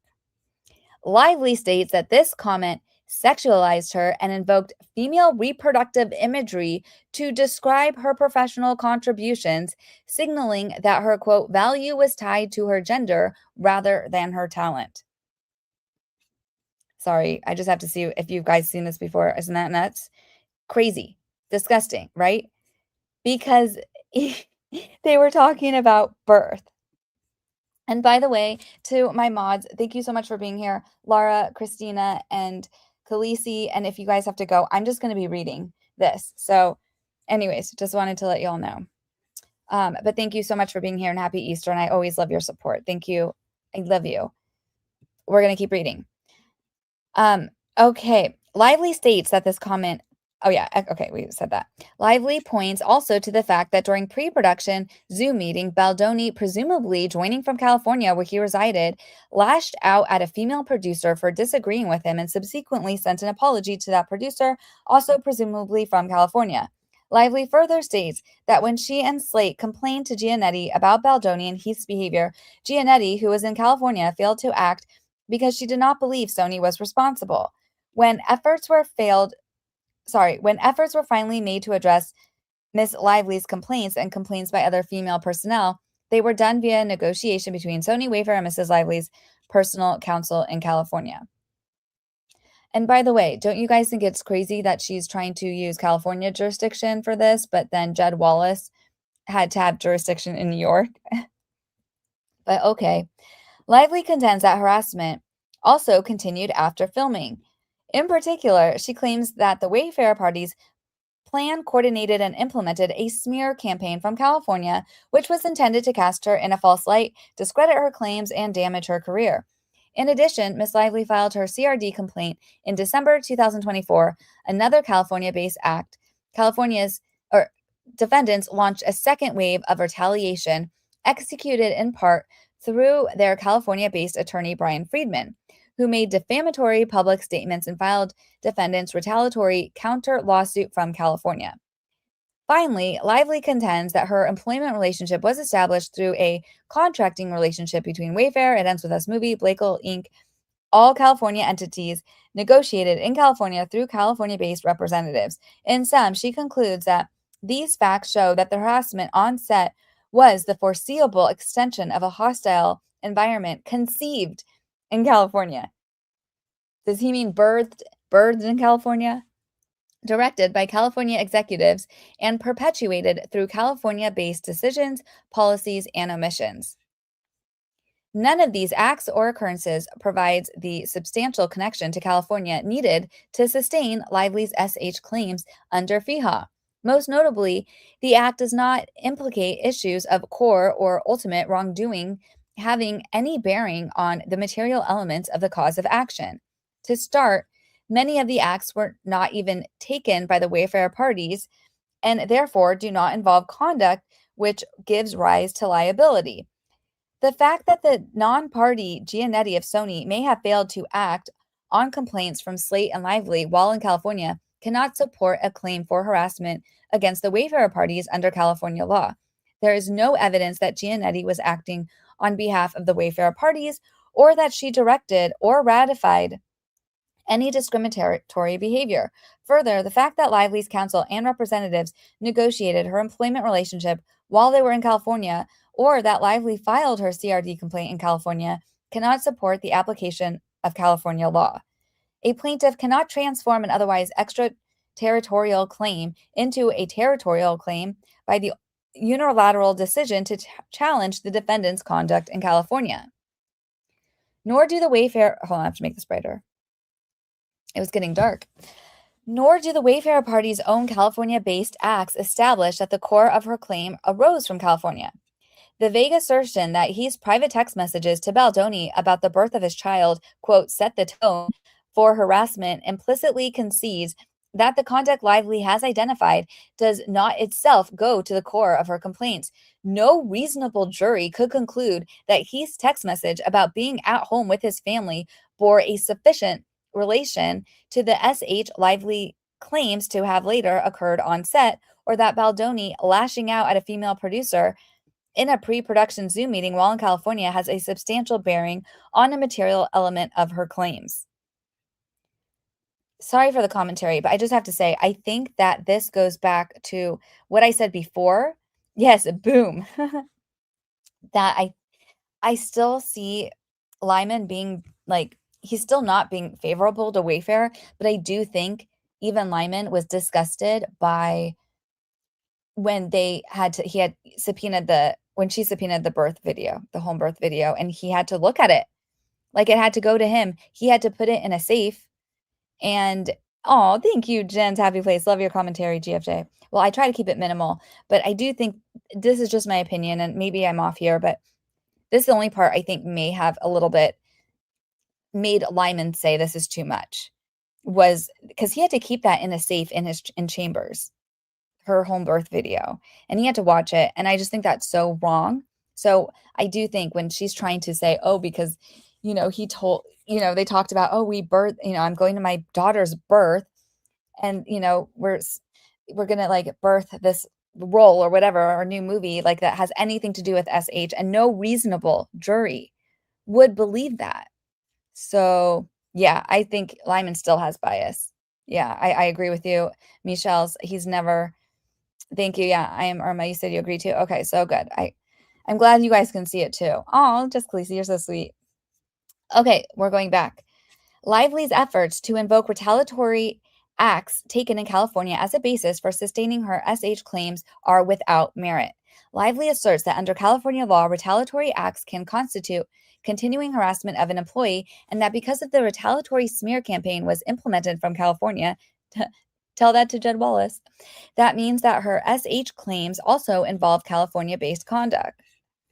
The court will separately address issues of extraterritoriality as they relate to Lively's retaliation claims. However, even if there might be some circumstances in which retaliatory acts exacerbate a hostile work environment and therefore qualify as some kind of continuing harassment. That is not the case here. The retaliatory smear campaign is alleged to have begun after Lively's working relationship with the Wayfarer parties concluded. The alleged acts of retaliation, therefore, plainly cannot support a hostile work environment claim. A bunch of case law. Finally, failing to hire additional HR personnel or to share HR policies with cast and crew was not, quote, the core of the alleged wrongful conduct underlying Lively's SH claims. To the extent Lively suggests that there might have been other California-based decisions, policies, and omissions responsible for her harassment, courts are clear that formulaic recitations regarding California decision makers who instituted, approved, ratified, affirmed, and or implemented the discriminatory policies cannot provide a sufficient factual nexus. This case is therefore readily distinguishable from the ones upon which Lively relies. And this is where, in my opinion, he takes a shot at her lawyers. Lively cites Doe versus Maxim, Inc., 2023, for the proposition that hiring someone in California with knowledge that they will suffer discriminatory conduct out of state creates a nexus between the in-state conduct and the discriminatory conduct, and FEHA therefore applies. But that case is far afield from this one. In Doe, the two individual defendants concocted a plan in California to entice the plaintiff, a model residing in California and who worked in California, out of the state for a supposed, quote, photo shoot so that they could sexually assault her. The photo shoot was a pretext. That case is plainly inapplicable here, as there is neither allegation nor evidence that Heath or Baldoni concocted a plan from California to SH Lively outside of the state, nor is there any allegation or evidence that Lively was hired, quote, with knowledge, quote, that she would be SH by someone else outside the state. The remainder of the cases are further afield. That's the nicest way to say the rest of the cases she cited are even more BS. In each, some ultimate act of discrimination central to the elements of the claim occurred in California. Blah, blah, blah, blah. Okay, a lot of things here. The court therefore grants judgment on counts 3 and 13 of the SAC because those claims lack a sufficient nexus to California. That means that both Lively's federal and state claims alleging SH fail to survive the Wayfarer party's motions for summary judgment and judgment on the pleadings. Boom, boom, boom. Yay! Okay. 2, the retaliation claims. How are you guys doing? Bye, Christy. It was good to see you. She says, love everyone. Got to go prep for the family tomorrow. Great talking to everyone. Thank you, DFJ, Khaleesi, Christina. Happy Easter to those who celebrate. Yes, happy Easter to everyone. Khaleesi says, did Blake's lawyers use ChatGPT? Good question. Does ChatGPT recognize their own work by any chance?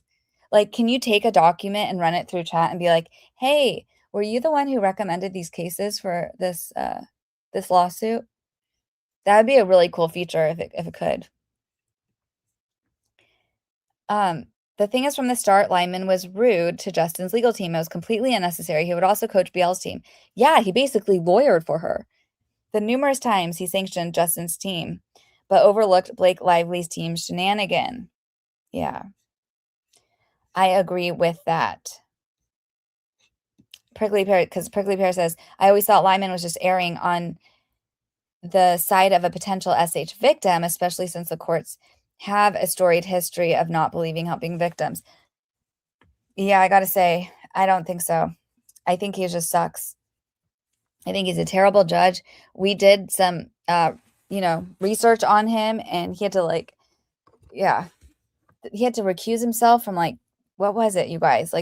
14 cases in 2 years or something were crazy like that. I mean, it was a terrible number once he was investigated. He had so many financial conflicts of interest, and he was terrible to Brian Friedman. And he did not use the law And he improperly dismissed Baldoni's defamation claims. It was like outrageous. So he definitely did a solid for Lively, and I think he was trying to protect, you know, the Lively Reynolds, Hollywood machine. And then he realized like those two dummies are destroying. They are destroying anything that was good about Hollywood and about real talent. And Wayfarer, again, they wanted to make movies that would change the world, like for good. That was the whole reason Wayfarer was started, and that Steve Serwitz put his money behind it. And she went and tore them down.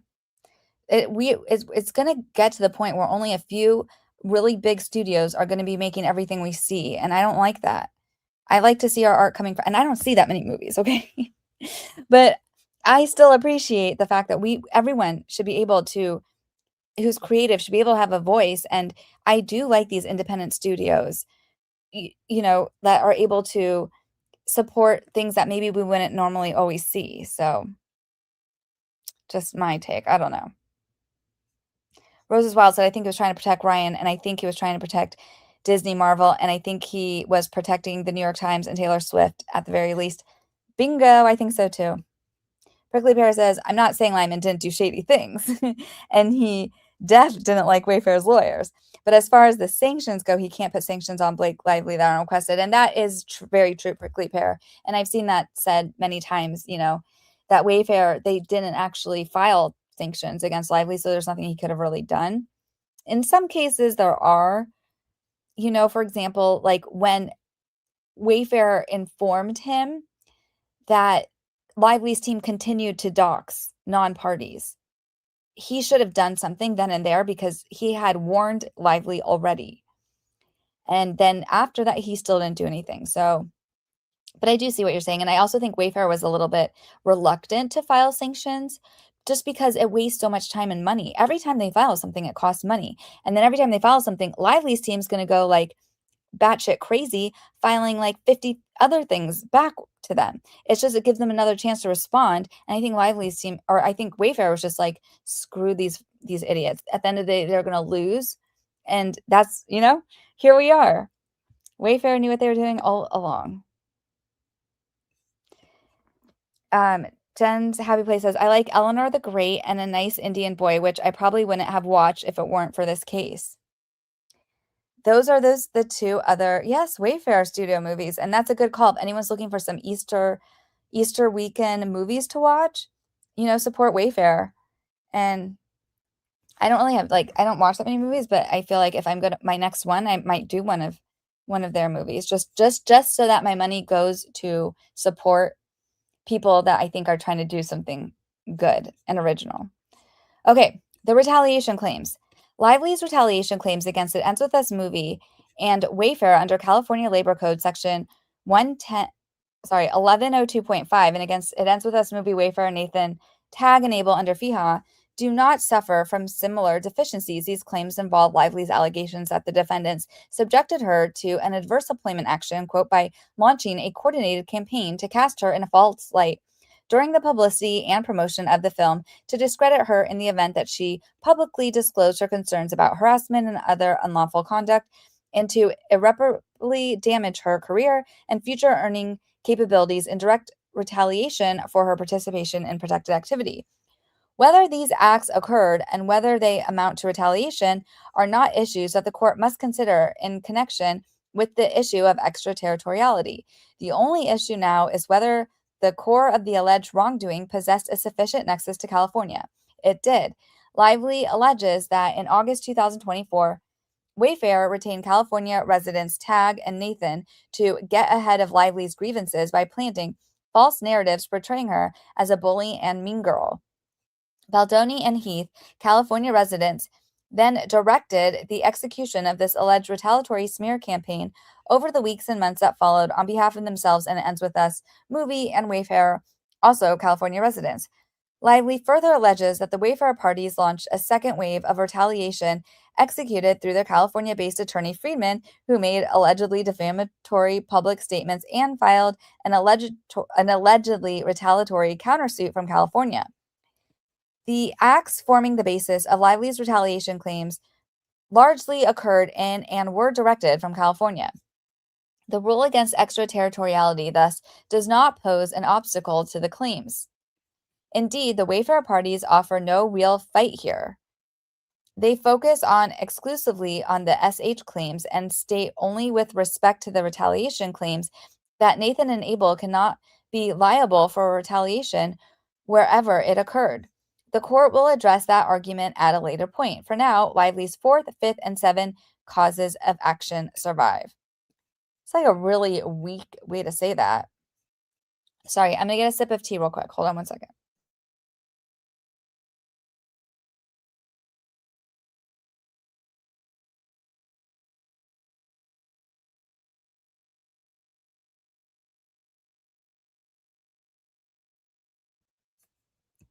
Jen says, have tissues at hand for Eleanor Khaleesi. It tugs at your heart for sure.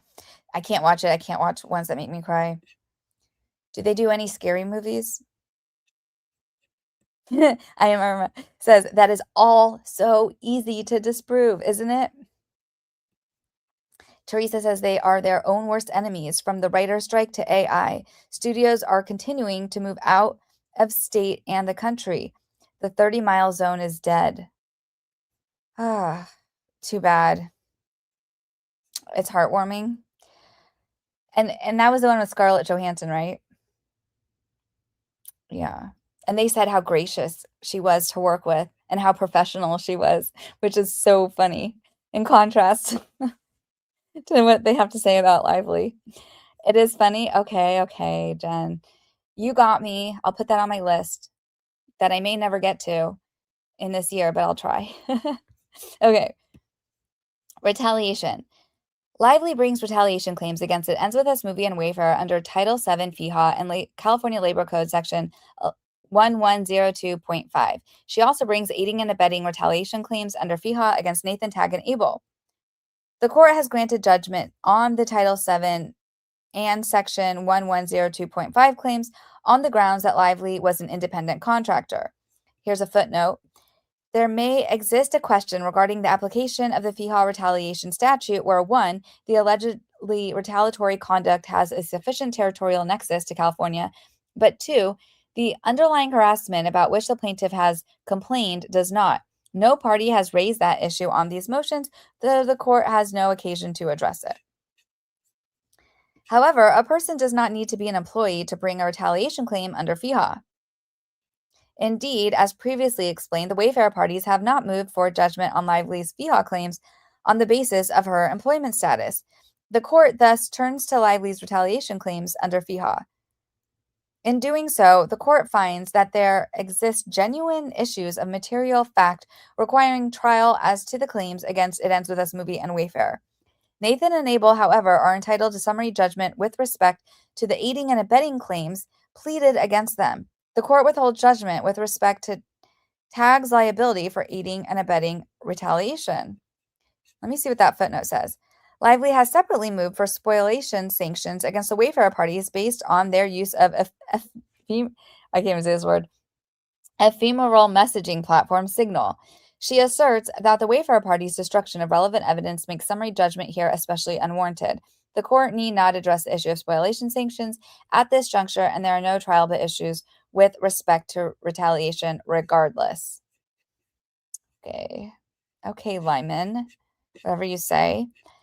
Before proceeding further, the court notes that the discussion below treats It Ends With Us movie and Wayfarer both as Lively's employer, not to suggest that there was an employer-employee relationship, there was not, but to conform to the language of the statute and case law, which use the term employer even in cases involving independent contractors.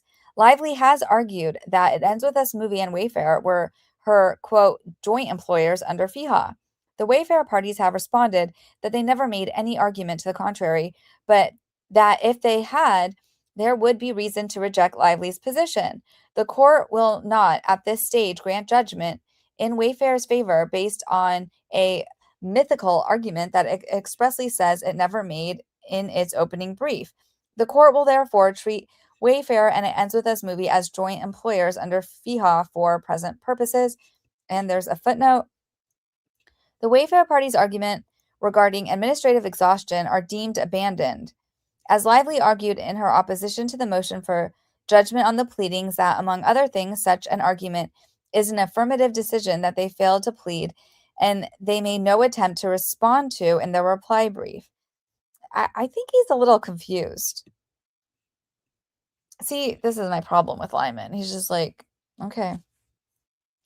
Legal background. FEHA provides in broad terms that it is an unlawful employment practice for any employer or person to discharge, expel, or otherwise discriminate against any person because the person has opposed any practices forbidden under this part, or because the person has filed a complaint, testified, or assisted in any proceeding under this part. The statute defines person as including one or more individuals, partnerships, association, corporations, limited liability companies, legal representatives, trustees in bankruptcy, and receivers or other fiduciaries. And employer as including any person regularly employing 5 or more persons or any person acting as an agent of an employer directly or indirectly. FEHA's anti-retaliatory provision is intended to aid enforcement of the FEHA and promote communication and informal dispute resolution in workplaces. As with retaliation claims brought under Title VII, FEHA retaliation claims contain 3 elements. A plaintiff must establish that 1, she engaged in protected activity, 2, the defendant subjected her to an adverse employment action, and 3, a causal link exists between the protected activity and the defendant's action. The first part of the plaintiff's prima facie test establishing protected activity requires demonstrating that the plaintiff took steps to oppose practices forbidden by FEHA. Of course, a plaintiff's conduct may constitute protected activity not only when the plaintiff opposes conduct that ultimately is determined to be unlawfully discriminatory under FEHA, but also when the plaintiff opposes conduct that she reasonably and in good faith believes to be discriminatory, whether or not the challenged conduct is ultimately found to violate FEHA. Okay. In a case where a court has found no underlying FEHA violation, the question is the reasonableness of the plaintiff's belief that she was opposing a practice prohibited by the FEHA. This reasonableness inquiry contains both a subjective and objective component. A plaintiff must not only show that she subjectively, that is, in good faith, believed that her employer was engaged in unlawful employment practices, but also that her belief was objectively reasonable in light of the facts and record presented. The objective reasonableness of an employer's belief that her employer has engaged in a prohibited employment practice must be measured against existing substantive law. A plaintiff's unarticulated belief that the defendant is engaging in discrimination will not suffice to establish protected conduct for the purposes of establishing a prima facie case of retaliation where there's no evidence the defendant knew the plaintiff's opposition was based on a reasonable belief that the defendant was engaging in discrimination. A plaintiff need not expressly inform the defendant that she believes the defendant's conduct was discriminatory and in violation of FEHA. However, complaints about personal grievances or vague or conclusory remarks that fail to put an employer on notice as to what conduct it should investigate will not suffice to establish protected conduct. Maybe I should read this case law. The relevant question is not whether a formal accusation of discrimination is made, but whether the plaintiff's communications to the defendant sufficiently convey the plaintiff's reasonable concerns that the defendant has acted or is acting in an unlawful discriminatory manner.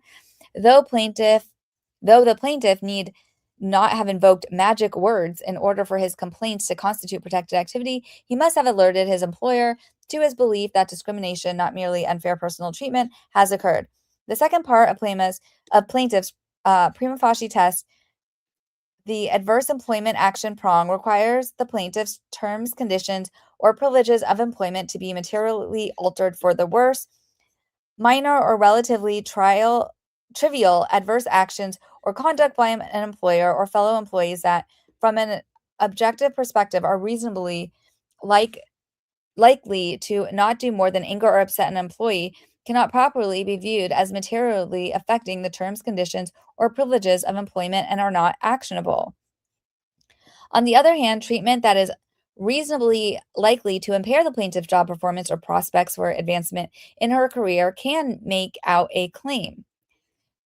The California Supreme Court has noted that retaliation claims are inherently fact-specific, and the impact of an employer's actions in a particular case must be evaluated in context, considering the unique circumstances of the affected employee as well as the workplace context of the claim. Additionally, the alleged retaliatory acts are to be considered collectively rather than individually and may take the form of a series of subtle yet damaging injuries. In the Title VII context, which California courts have drawn guidance from, the Second Circuit has observed that at some level of generality, any action taken by an employer for the purpose of defending against the employee's charge can be characterized as adverse to the employee, but does not mean that these actions qualify as adverse under the statute. Reasonable defensive measures do not violate the anti-retaliation provision of Title VII, even though such steps are adverse to the charging employee and result in differential treatment. That is because defendants must have latitude in deciding how to handle and respond to discrimination claims, notwithstanding the fact that different stages and approaches in different cases and classes of cases will result in different treatments. How are you guys doing? See, when he gets really long like this, this is when he's trying to justify what he's doing for her, right? Like, I'm sorry I'm scrolling forward, but I just want to see her. Yeah, that's his thing. Because I just feel like he knows he's full of shit. Sorry for swearing. But see, at the very end of this long diatribe, he says, here the court finds triable issues of fact with respect to all three elements of Lively's FEHA retaliation claim. So I just feel like I wonder if he cited ChatGPT here, because I don't think there is enough to support what she's trying to do. She's a moron. Sorry. I feel the same way, TFJ.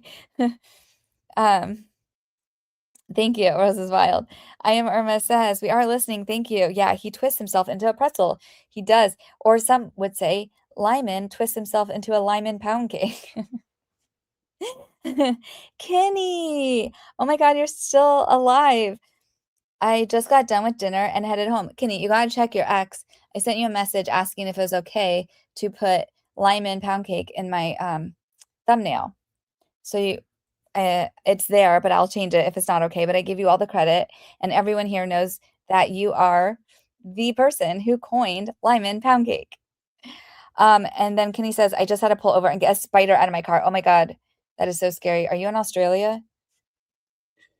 Don't apologize. We agree with you. Okay, cool. Yes, Blake is unreasonable, but remember, oh yeah, okay, so we saw that one. Okay.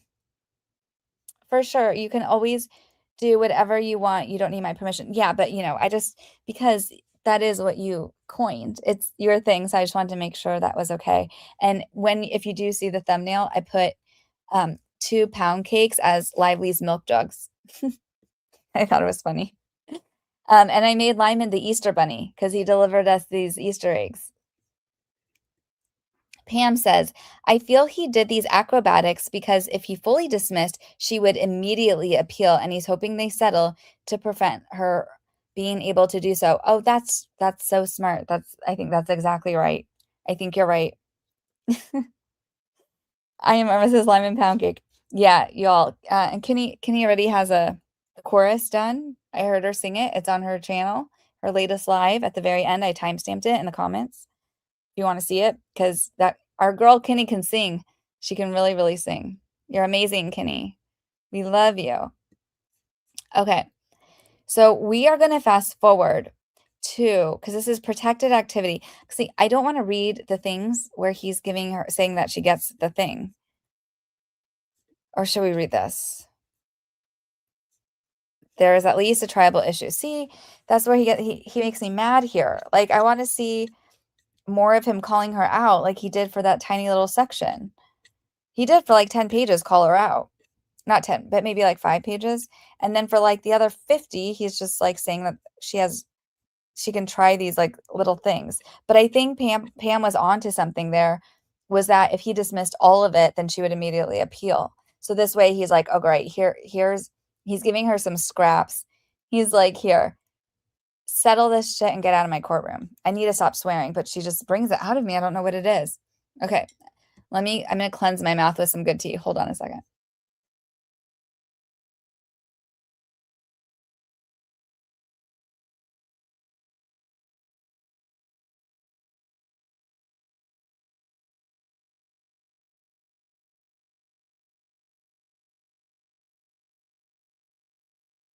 Okay. Rose Wild says, Kenny, you are a good singer.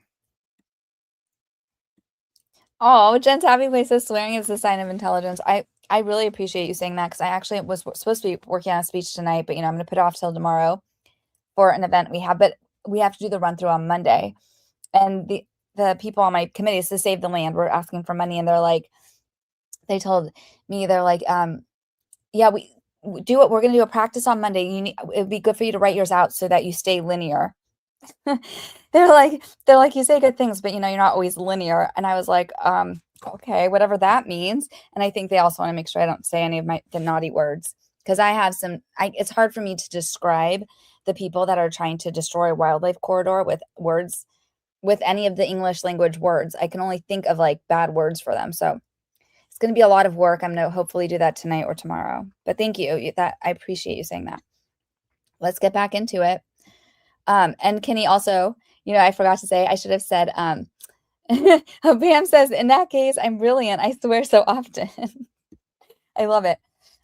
Kenny, I just want to let you know, I wasn't taking authorship of Limen PoundCake. I don't steal work from people, like Lively, who likes to take authorship of everything. Okay. So here he's just like giving more to Lively. He's giving more to Lively. More to Lively. And just remember, before like he says all this stuff, he does call out the PGA letter where he basically says like she had complete control over this film, according to her. In fact, she was in charge of HR. She was in charge of wardrobe. She was in charge of everything. She wrote the script. She did the rewrites. She did the editing. She did everything. And so, but then now he's going to be like, okay, you have this claim. Oh my God. Okay. This makes me really mad. Let's just read this, because I think there's some lies in here that we might have to correct the record on. So what subject is this under? Let me just go to the top, make sure I have the right one. This is so long. My goodness. What is this? Was this under? Okay, objective basis. Okay, so that's why he has to do this. Okay. We're going to start down where I saw it over here. Not the dancing scene. I'm so sick of hearing about that. Not this one. Okay, I think, did we start here? Okay. Oh, the onesie thing. We're not going to talk about that. These are so stupid. Okay. I think this is going to piss me off. Then there is the intrusion into Lively's physical privacy. We're on page 113 for anyone who's following along. Then there's the intrusion into Lively's physical privacy. On the second day of filming, Heath arrived at Lively's trailer while she was almost entirely undressed and having her body makeup removed. Lively agreed to meet with him because she had concerns that she wanted to share with him, but she made him promise to turn away from her and face the wall, which he agreed to. At some point during the discussion, Lively realized that Heath had turned away from the wall to face her and was staring at her exposed body through the mirror. Lively confronted Heath in the moment, and he admitted looking at her, saying, "Oh, sorry, I like to make eye contact with people when I talk to them." The Second Circuit has recognized that stares at a woman's body can provide evidence of a hostile work environment. And here, Lively was in a state of undress and specifically asked Heath not to look at her. Oh my God. But then in the text, she says, "Come into my trailer, I'm pumping." She tells them to come in. In another incident, Baldoni and Heath pushed for Lively to perform a birth scene naked, even though her character was in a hospital. They had not previously discussed blocking the scene in this way. She had not anticipated or agreed to be so exposed in the scene, and the offer letter provided that there would be no nudity simulated sex with without artist prior written consent and execution of a nudity rider. Lively felt forced to compromise by performing simulated nudity from below the chest down, with her uncovered legs spread apart wide in stirrups and only a small thin piece of black fabric covering her genitalia. For the entirety of filming the scene, which took several hours, the set was not closed to non-essential personnel, according to the Lively Declaration. Lively has submitted some evidence that industry standards would call for an intimacy coordinator to be present because there was implied nudity and a hip-hop exposure. And a high hip exposure that constitutes profile nudity, but no such person was present. And whose fault was that? Lively didn't want to meet with the intimacy coordinator. Also, she's not nude because what the hell is implied nudity? That's what acting is. It's implied everything. There's some actors that are like the real Khaleesi in Game of Thrones. She's implied that she has dragons, but it's like there wasn't really dragons there with CSI or whatever it's called, CGI. I don't even know what the words are. Visual effects. Can I just show you guys something real quick? Because this was in the stream that CJ and I did. I just need to correct this record for the sake of facts and truth. Let's go to wrong tab. Darn it. Okay, let's go back to the home. It's this one. Oh, not this one. That's me live. Let's go to the live. I just want to show it because we actually showed it on our stream together of the birth scene of this thing they're talking about. I'm going to pull up the clip so we can all see it together. Here, it's right here.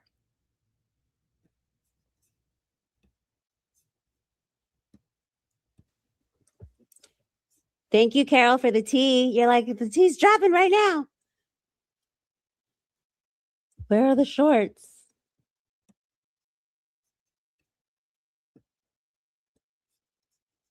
Loading? Yes, it was Oh, loading. it's going to be here. Okay, watch this, you guys. You see the underwear? Yeah, rewind it a little bit. You could see the black chon-chons. Hold on. Right as Justin walks in, you see the black undies, the little black briefs. I mean, that's what they call them, black briefs. That's what they are. Look, now go a little bit forward, a little bit more, and boom, you see that they're undies right there too, on the side. Right there, you see them go into her legs. Totally. She's a freaking disgusting liar. But she admitted that she was wearing these in the Jed Wallace. Yeah, and then we don't see it anymore, right? See? It wasn't just a piece of cloth. It was, you could see she was wearing shorts, right? It's crazy. By the way, if you didn't watch that live, that's like seriously I think it's like the best live like CJ and I have ever done. I'll put it in the chat, and let me go back to this, share this tab. But let me go back here. All my things are all messed up. Yeah. It was a good stream. If you like the PGA letter, or if you want to hear anything about that. So anyways, just crazy. And also she was in charge of wardrobe. So like, who decided what she was wearing? But it doesn't make any sense. What's implied nudity? Since when is that harassment? If she signed up for a script that had a birth scene in it.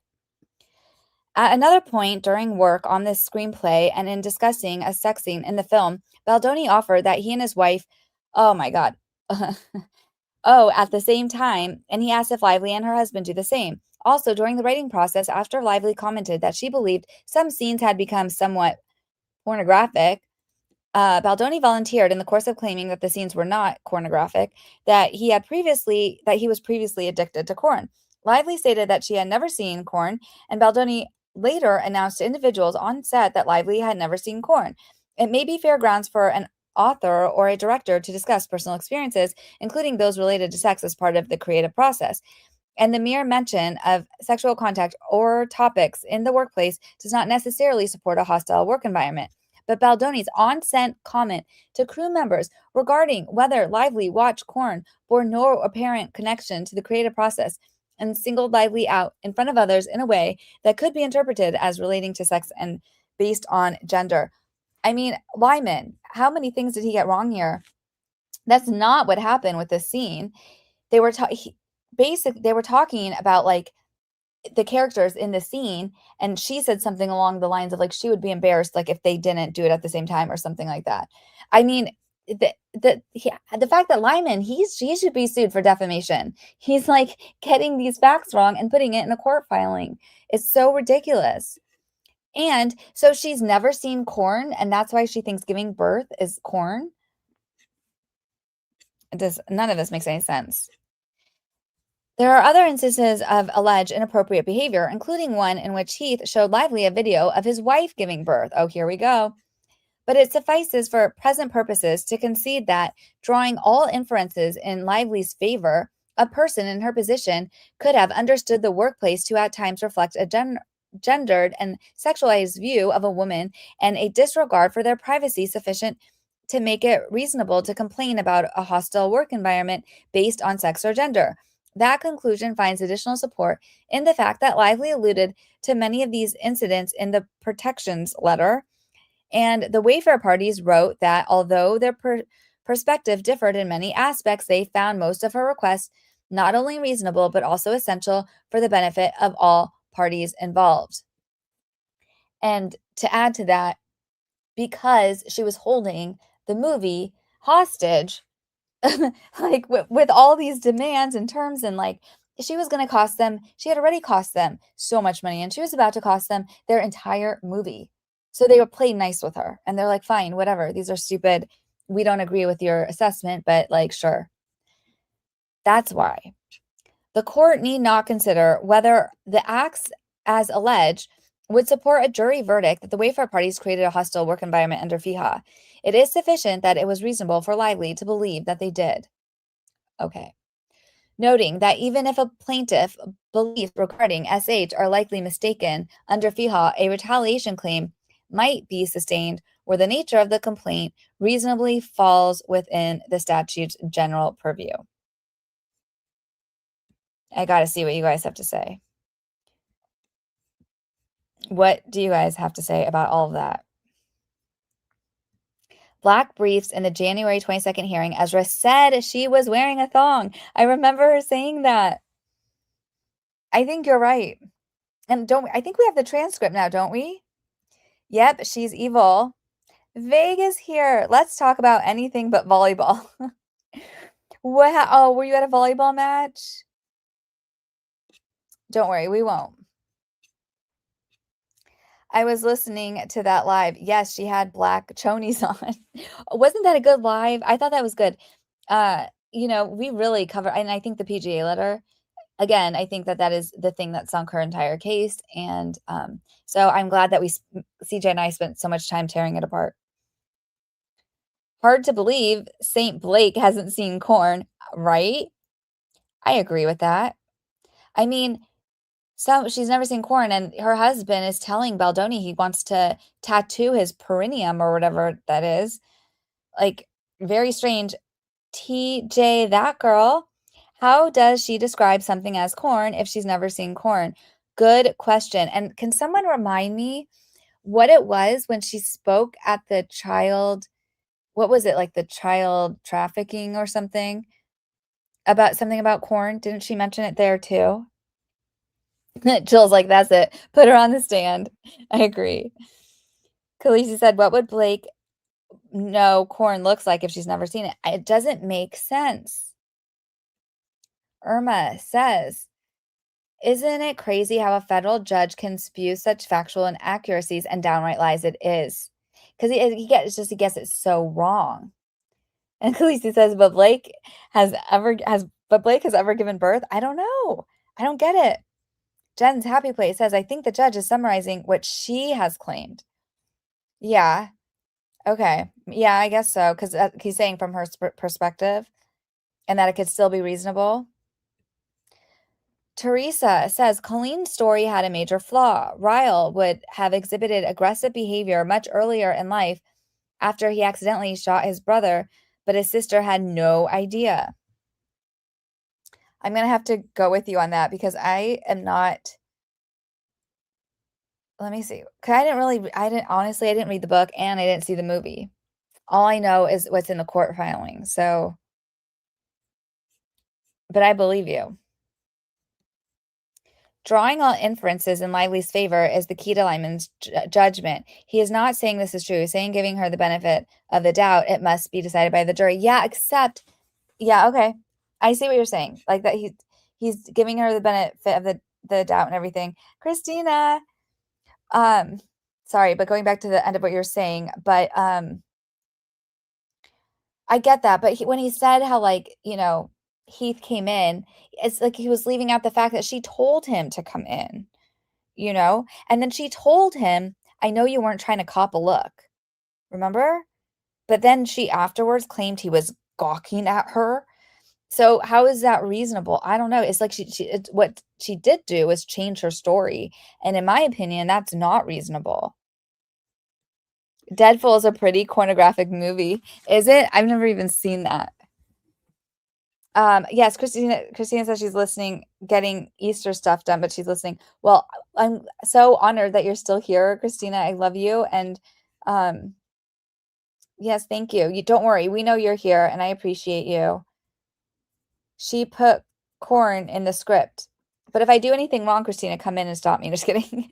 Jen's Happy Place says she put corn. Yeah, she did. And that's something else. And I've called that out before. But if you compare the PGA letter, okay, to her text with whoever her person was at Sony, she says that, like, she thought, like, she wanted to make it PG-13 or something. And that, like, she thought that what Baldoni was doing was, like, so amateur and it was too PG. But then she, like, changes it and then she says, do you guys remember this? And then, like, I think it was in the PGA letter, she said, like, oh, he was making it too PG-13 and I changed it to be PG so that it would reach a wider audience. And, like, in both cases, like, I don't know, she contradicts herself. But in both cases, she says she wrote the script. So if there was corn in it, it was from her. Michelle says, if Blake gave birth 4 times, she has to know something, unless it's all fake. It's corn. Maybe she thinks that, like, she was the Immaculate Conception. Yeah. How did she get pregnant? Good point, Michelle. Okay, so Pam says, yeah, he's just summarizing her allegations. Doesn't mean he believes her. I agree. Okay. So, and yes, another thing Michelle said, Blake had security outside her trailer. No one could come in without her permission. Exactly. And then Prickly Pear says, but she was so disturbed by this on set. Oh, and then Prickly says, and she couldn't remember if they were there or not, but she was so disturbed by this on set. This is so strange. But, put it before a jury. Let's see what they think. Notice, finally, a jury could also find that the Wayfarer parties understood that Lively thought they had the Wayfarer parties understood that Lively thought they had behaved in a discriminatory manner. Baldoni stated with respect to the protections letter, of course, we all know what this document insinuates, that I am unsafe, sexually harassing, etc., etc., etc. After the all hands meeting he shared with friends, they essentially said that Jamie and I are not who we claim to be, and that for us to have a podcast is unsafe because it makes people feel like we are safe. The word creepy and abuse were used in reference to me and my behavior. When Slate called Baldoni out on set for remarking on Lively's appearance, he stated, sorry, I missed the SH training. Oh my God, that was a joke. And Heath feared that Lively would file SH claims against him. The Wayfarer parties accordingly knew that at least some of Lively's complaints went to instances of alleged gender discrimination rather than merely unfair personal treatment. There is enough evidence to bring the issue of Lively's protected activity before a jury. Oh, please do. Please do, because there's going to be real life human beings on the jury in New York who probably go to work every day and experience something far, far, far worse than this. And they're going to, this is a joke. Remember also in that letter or whatever for the, whatever, was it the 17-point list? Whatever the hell it was. And she said, no sarcasm. Was it because he was being sarcastic when he's like, sorry, missed the SH training or something? Jen's Happy Place says he doesn't believe her because he dropped SH. Well, exactly. Because there's no SH. It's stupid. It's so dumb. Teresa says that was the full circle moment when Lily names her daughter after Ryle's brother. That's why I mention it. Oh. Well, on you, I don't even want to share my opinion about Colleen because I'm sure it will get me canceled. But I'll just say this, if you know the reference. I feel like Colleen reminds me of Scamanda, if you know that series. And I'll leave it there. Kinney says, finally home. So glad you are all still here. I can't believe we're still here. Well, we just were, reading some more of this because I was reading further and I realized like, oh, it's just getting good when we stopped. And so, but now it's getting a little, very much Limen-ish again. And so hopefully it gets good again. Anyone who's finished it, do you know if there's a good part we should skip to? Because where am I at? Oh, well, we're at 117. So we're not that far from 152. What is that? I can't do the math on that. Maybe 35 more pages. I mean, we might as well just finish. Why not? If anyone's still here, I'm not offended if anyone's not. The sarcasm in the 17-point is going to the jury. That's what I'm saying. Can you imagine someone saying, don't be sarcastic, or I'm going to file retaliation against you? In New York, of all places? I can't even believe that we're here. The whole thing is so funny. Okay, I'm going to get some tea and we're going to keep going.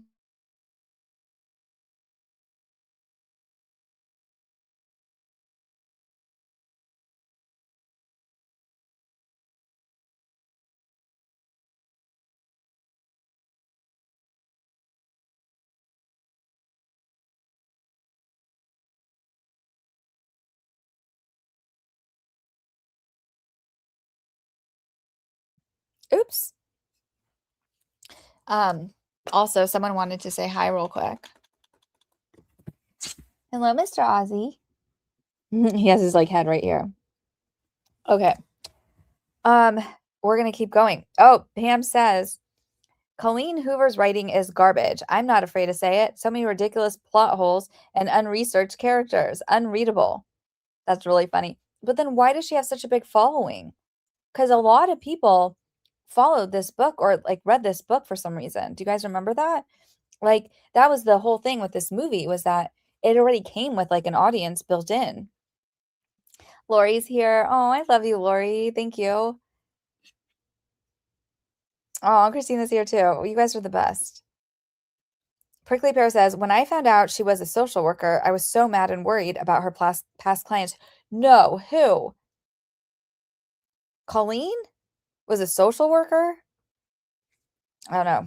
I don't believe anything from her. I think there's something strange with her.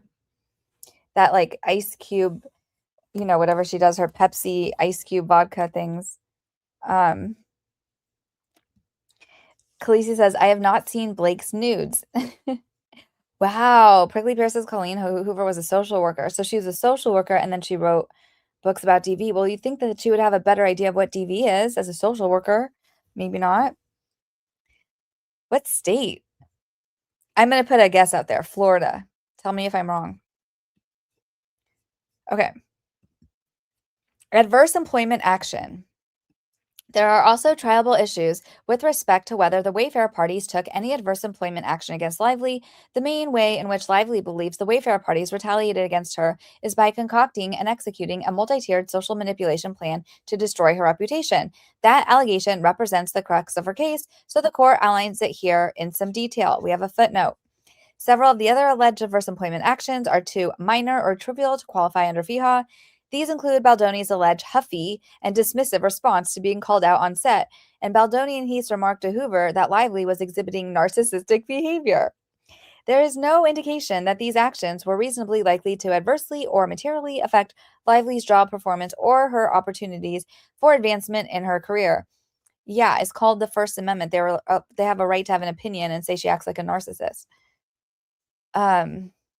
Factual background. In May 2024, after Reynolds blocked Baldoni on social media, Baldoni worried that Lively might do the same to plant seeds and give crumbs so that fans would go digging. He therefore asked his publicist, Jennifer Abel, to formulate a real plan in case that happened so that he could feel at ease. Baldoni's concern continued to escalate after other cast members appeared at a January 15th, 2004 book bonanza without him. 2 days later, Baldoni and Abel had an hour-long call in which he asked for recommendations for attorneys. Heath also asked Ms. Toxovitz, Wayfarer's vice president of operations, to start compiling a timeline document regarding all of the alleged incidents. Good for him. Heath is awesome. Like I would want him in charge of anything I do.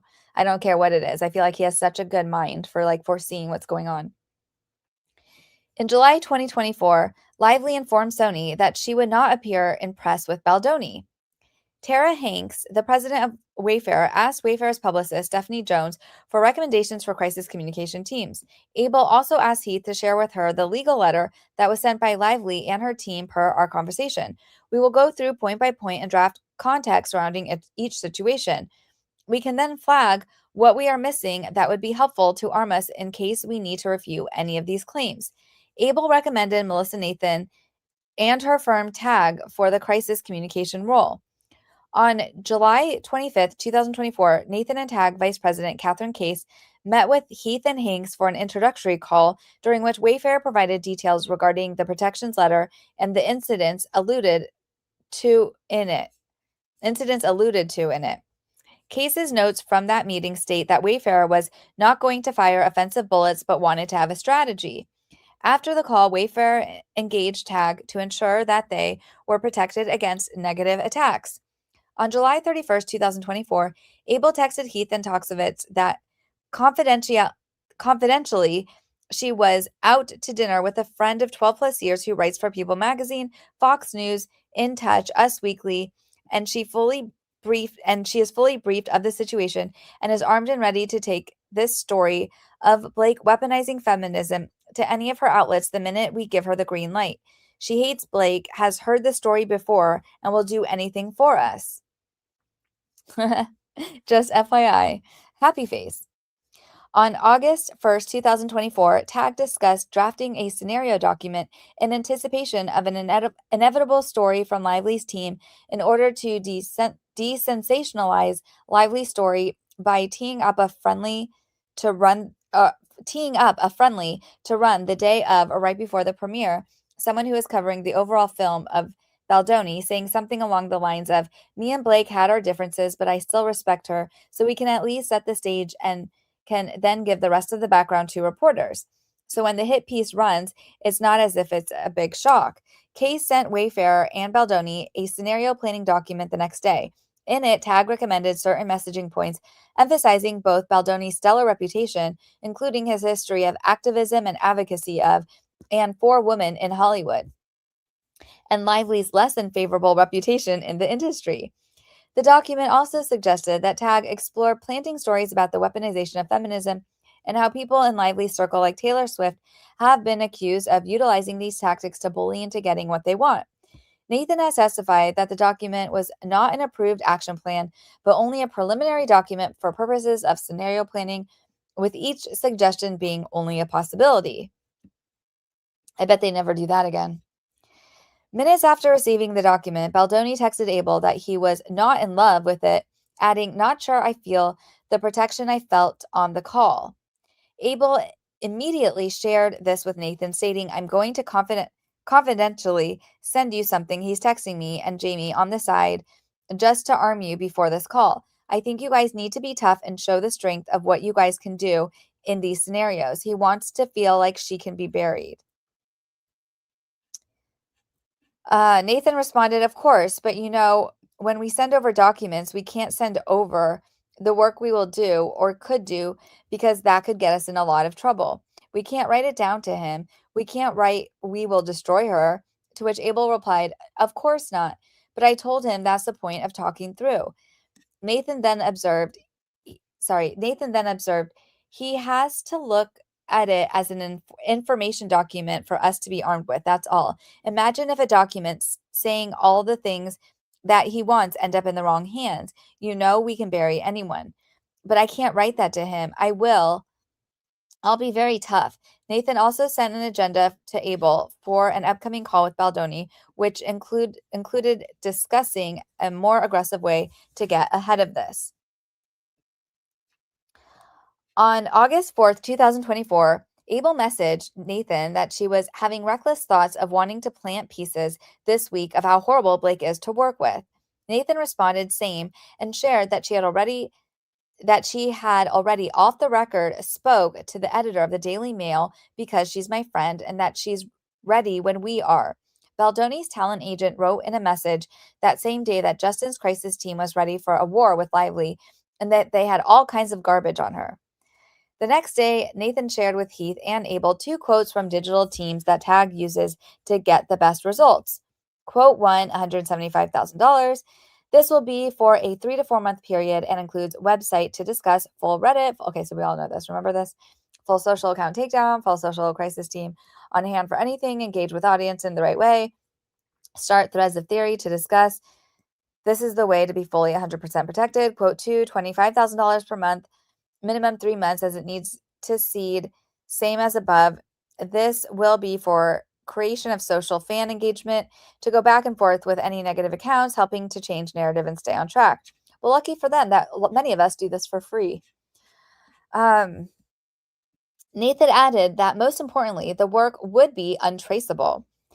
And she explained that there was a lot more to both of these quotes, but that it would be easier to discuss via phone in terms of capabilities and what she had personally experienced in and out of crisis scenarios.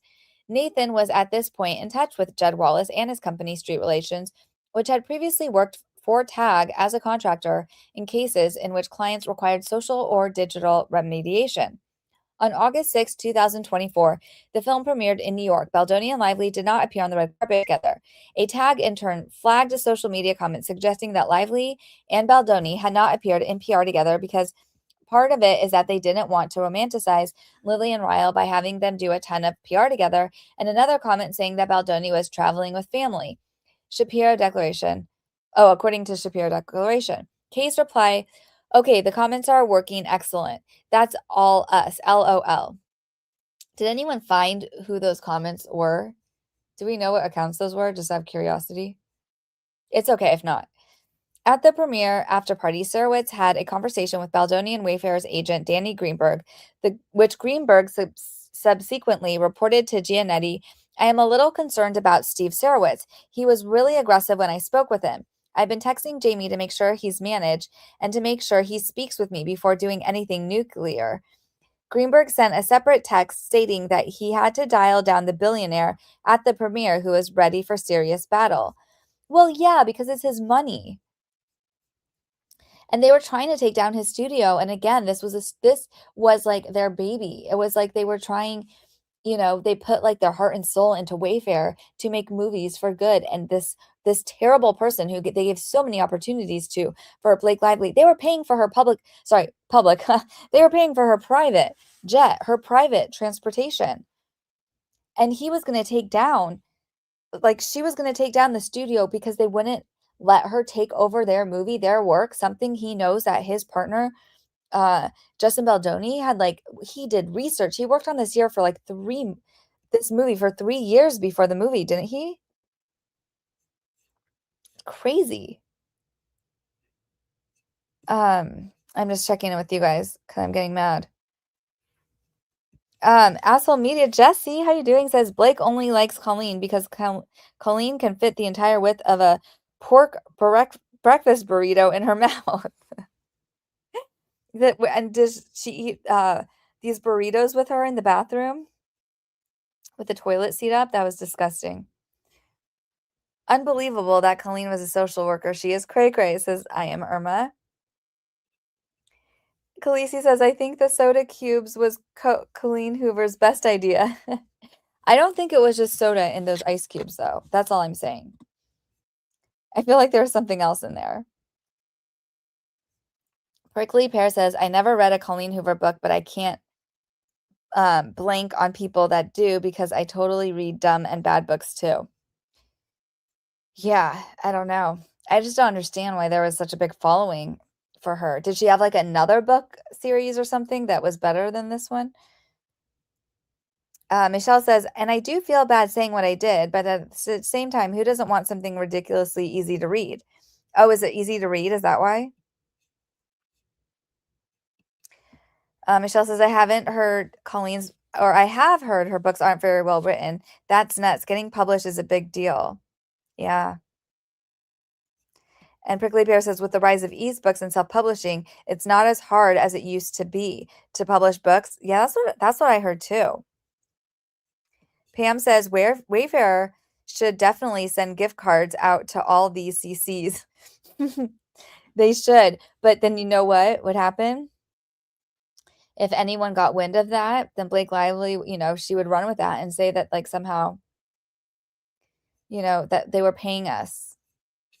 That's what sucks. But if they want to come in on any of my lives and leave a comment or a super chat, they can do that. They didn't need crisis PR. They had YouTube and TikTok, CCs. Exactly. I think they realize that now too, because the thing with the cases like this is like people who cover court cases and cover lawsuits or even pop culture, some people covering pop culture, the public likes to see the truth come out.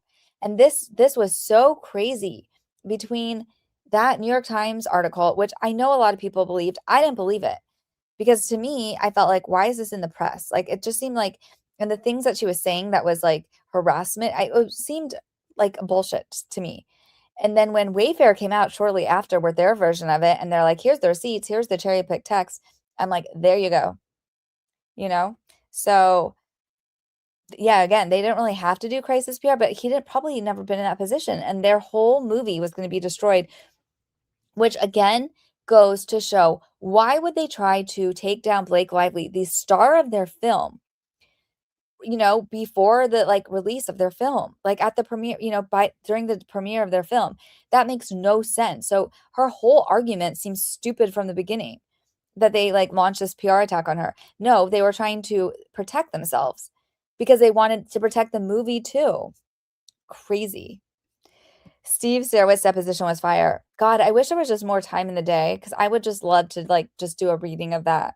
I think he is fire. I love him. I've read his interviews. I've shared parts of his interviews in some of my videos. He's great. Christina says, oh my God, I found a Colleen Hoover book in one of my daughter's backpacks and I want to know where she got it from. She is 16 and shouldn't be reading smut like Colleen. Oh my God, where did she get it? You're such a good mom. Protect her from that BS. I am Irma says, Sarowitz paid for that movie, the premiere, everything. Sarowitz is a fighter and I love it. Me too. Okay, so let's go down to, what part are we on? We are on page 121 of 152. Should we keep going? We'll keep going. 1 second.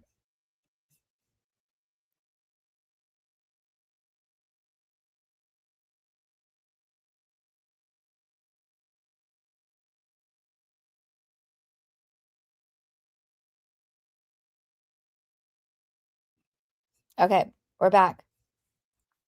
The day after the premiere, Nathan and Abel agreed that Wayfarer really needed to put the social combat plan into motion and that Nathan would call Heath to get the green light.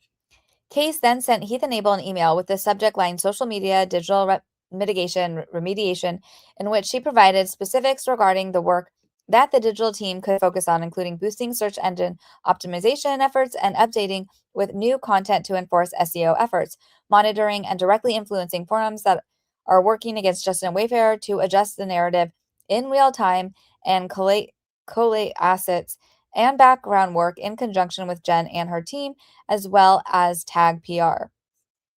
Echoing Nathan's earlier statements, Case added that the integral part here is to execute all without fingerprints. Among the specified services the digital team could provide were, and then he just lists like a bunch of the things that we already seen, like it's just stupid stuff. Noting the uptick in social chatter, Case noted that the quote for these services had been raised to $30,000.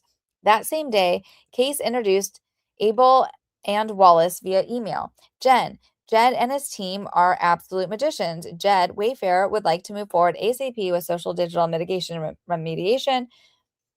And Nathan connected Heath and Wallace the next day, writing, "Hi, Jamie, please meet Jed, who will have his team assist on all social activity based off of our conversations, as well as their digital plan you are in receipt of. Jed and his team has worked on some of the most monumental behind-the-scenes projects globally, and I'm extremely happy to make this intro between you guys." Wallace responded, assuring Heath that this is our wheelhouse and have it prioritized across all platform-specific specialists working for me. My team has been in full throttle mode on our Wayfarer focus. But you guys, do you remember Jed Wallace's deposition where he said he doesn't have a team? Just, I don't know. Just everything is so funny with this case.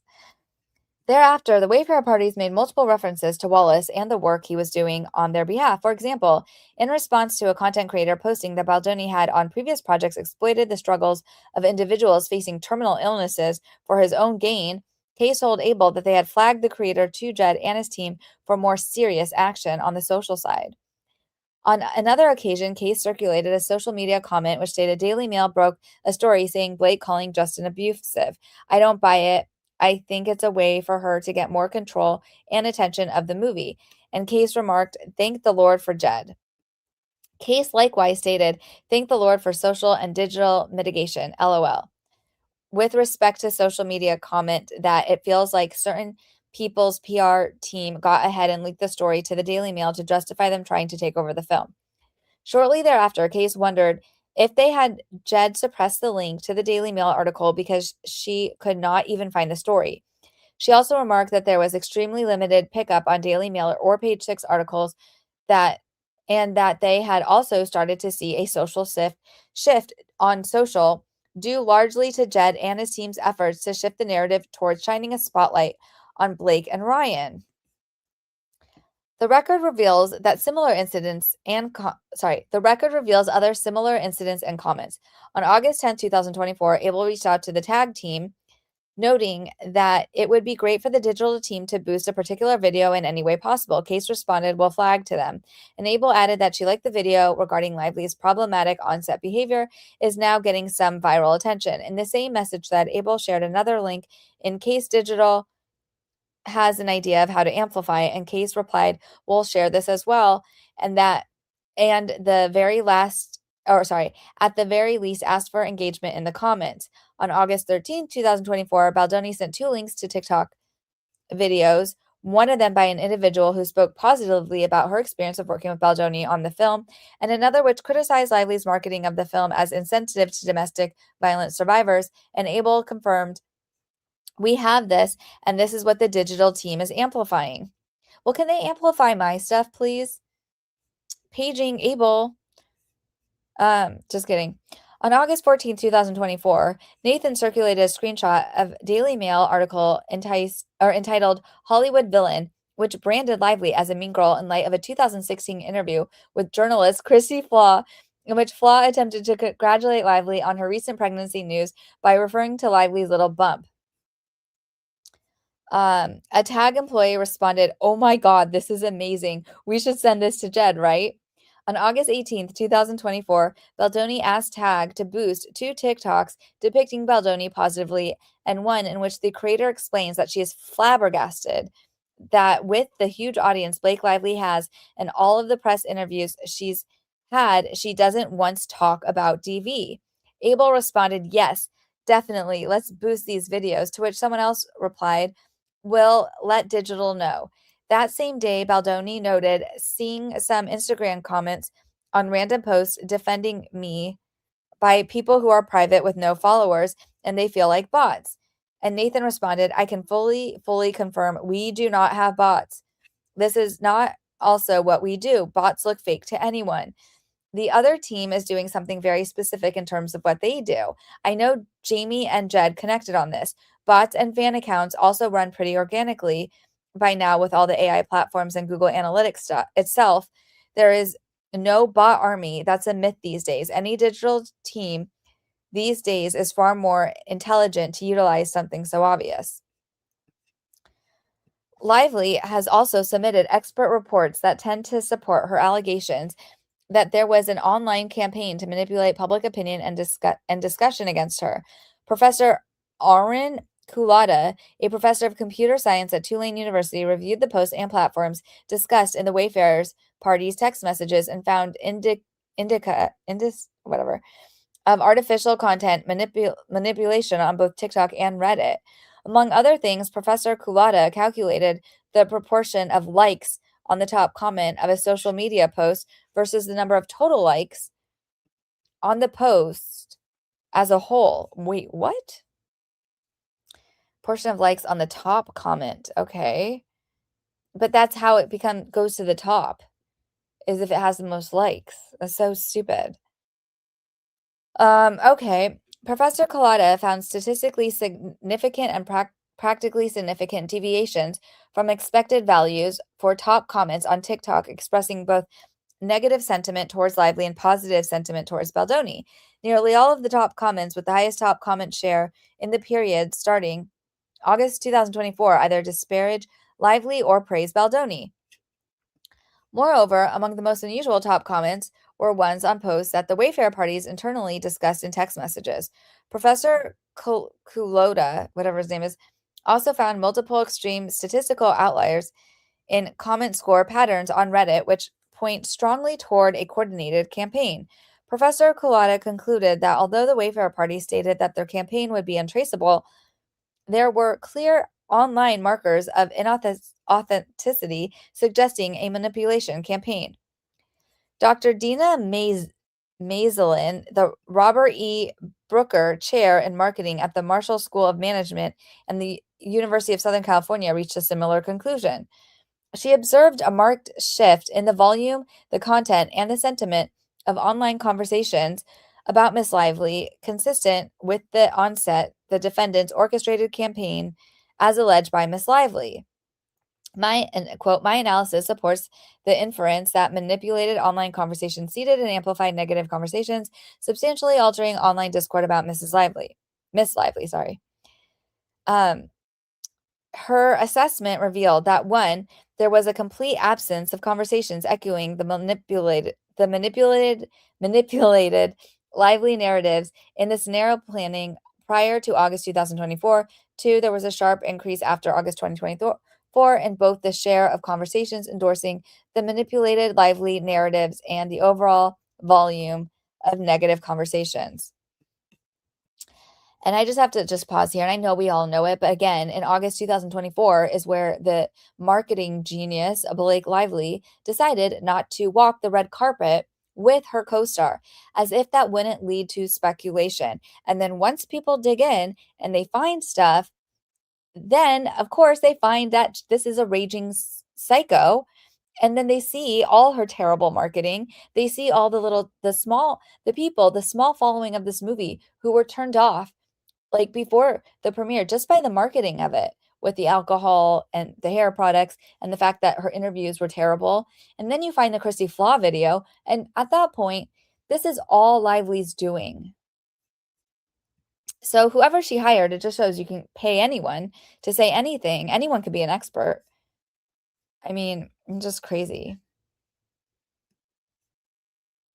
Christina says, my mom named one of her dogs Indica and found it so funny when my grandma would call for the dog, she would be yelling, Indica. Okay, you guys have to tell me the joke. I feel like I don't get it.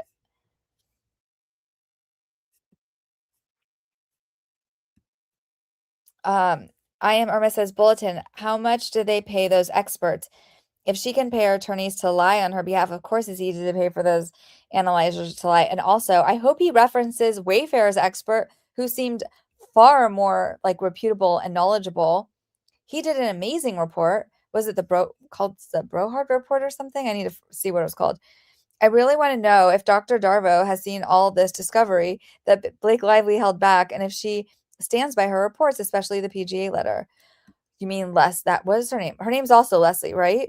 That crazy lady, the psychiatrist or whatever she calls herself. No, she still is saying, I think, defamatory things about Baldoni and Wayfarer. If it's the same person that we're talking about. Oh, because it's a type of weed. Haha. You guys are so funny. Indica is a type of weed. I get it. It's the cannabis that puts you into couch. Hey, shout out to Because I Got High. Afro Man. Okay. We're going to keep going. Hold on one second.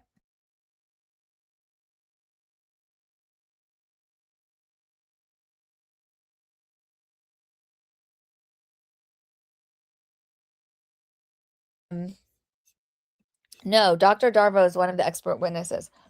Oh, so this is a different one? Who's the crazy therapist? Who's the crazy therapist that like has that she has, I think, a TikTok and Instagram?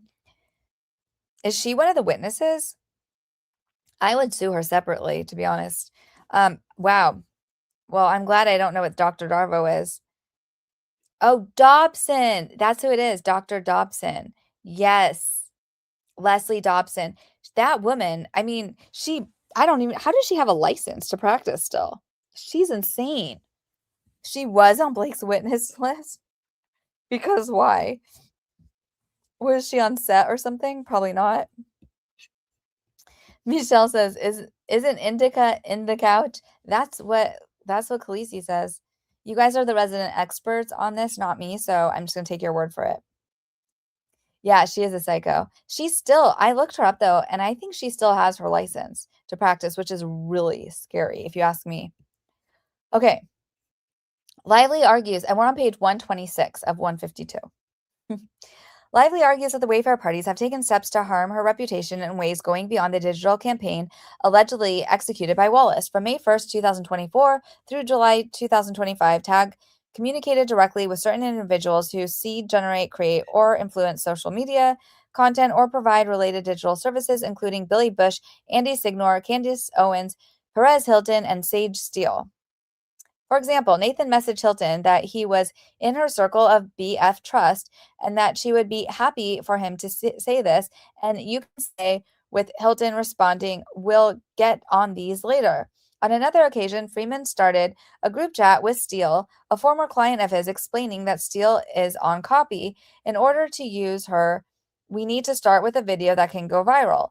That will get her in organically. No news outlet sees or wants to explain that connection without it. Steele responded that she was thinking a video would be the best, most organic and genuine way for her to do this. Abel then shared certain top-line talking points with her. 2 days later, Steele shared her first draft of the video, to which Sarowitz replied that it was a good start and asked whether she should point out that the other women were hurt by Blake, including the... What?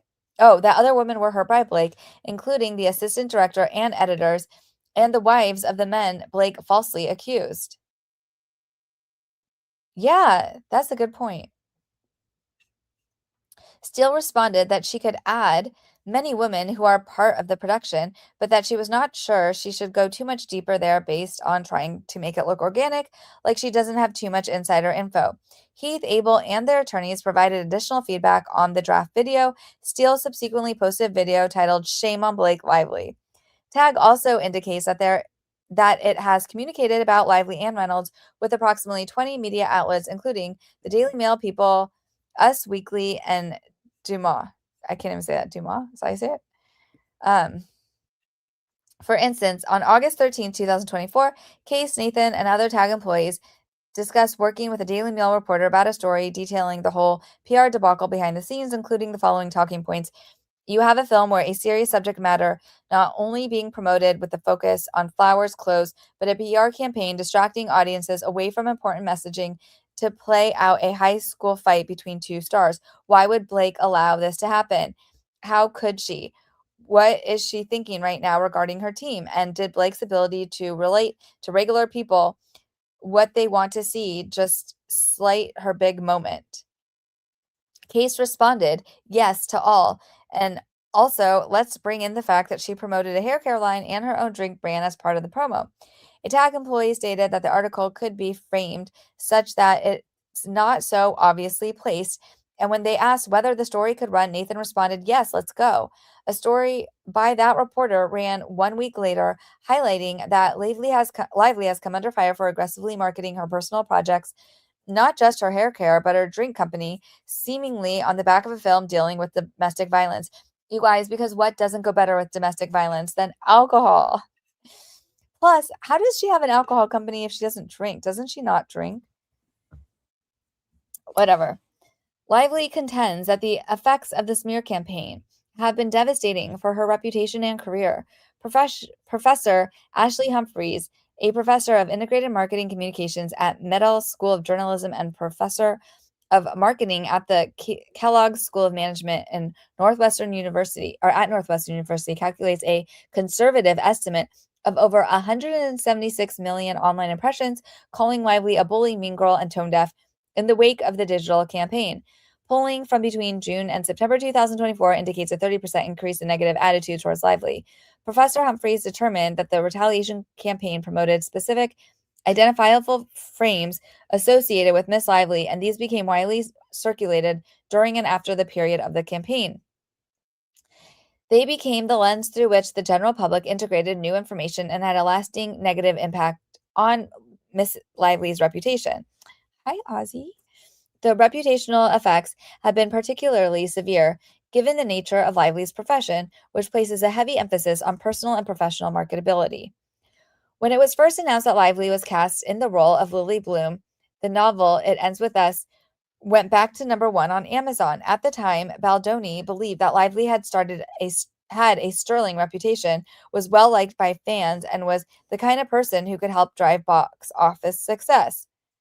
Well, poor Baldoni didn't do his research, right? Baldoni stated, everyone loves her. It's pretty wild. Hoover told Baldoni that Blake is her dream Lily, and she couldn't believe Lively was interested.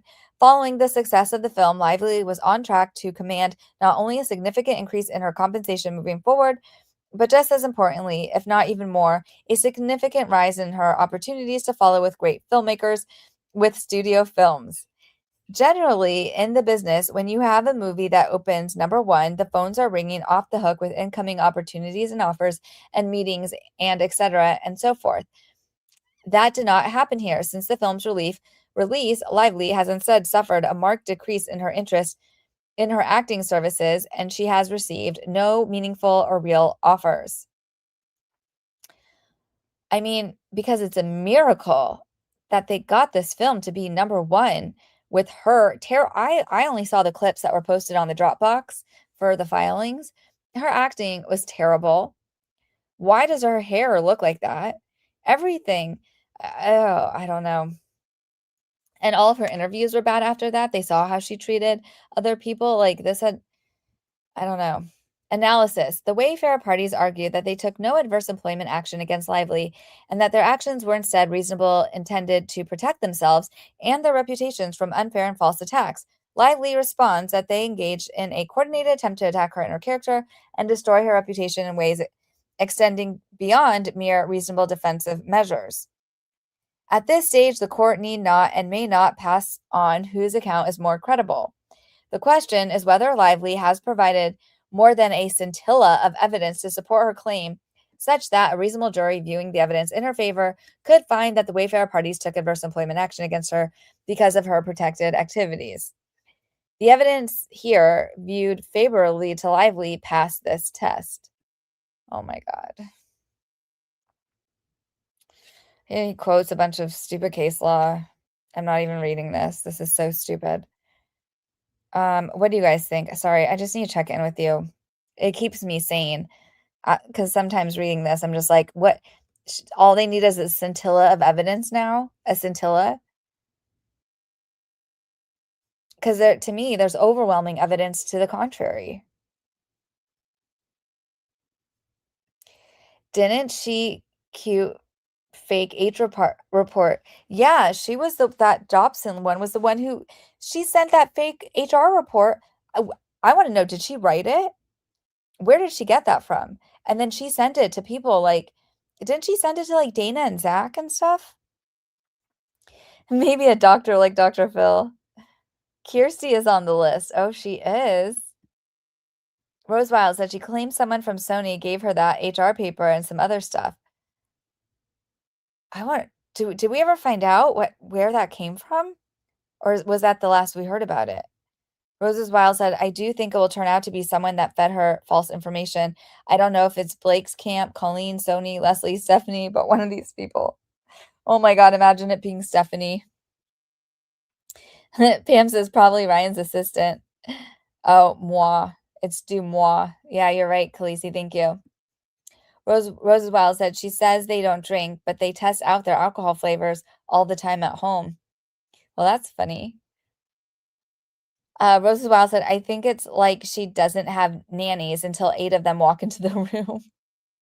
Christina says, Ozzy, the king of the castle and warrior cat. Yes, he is. He is right here. He hates wearing his cone.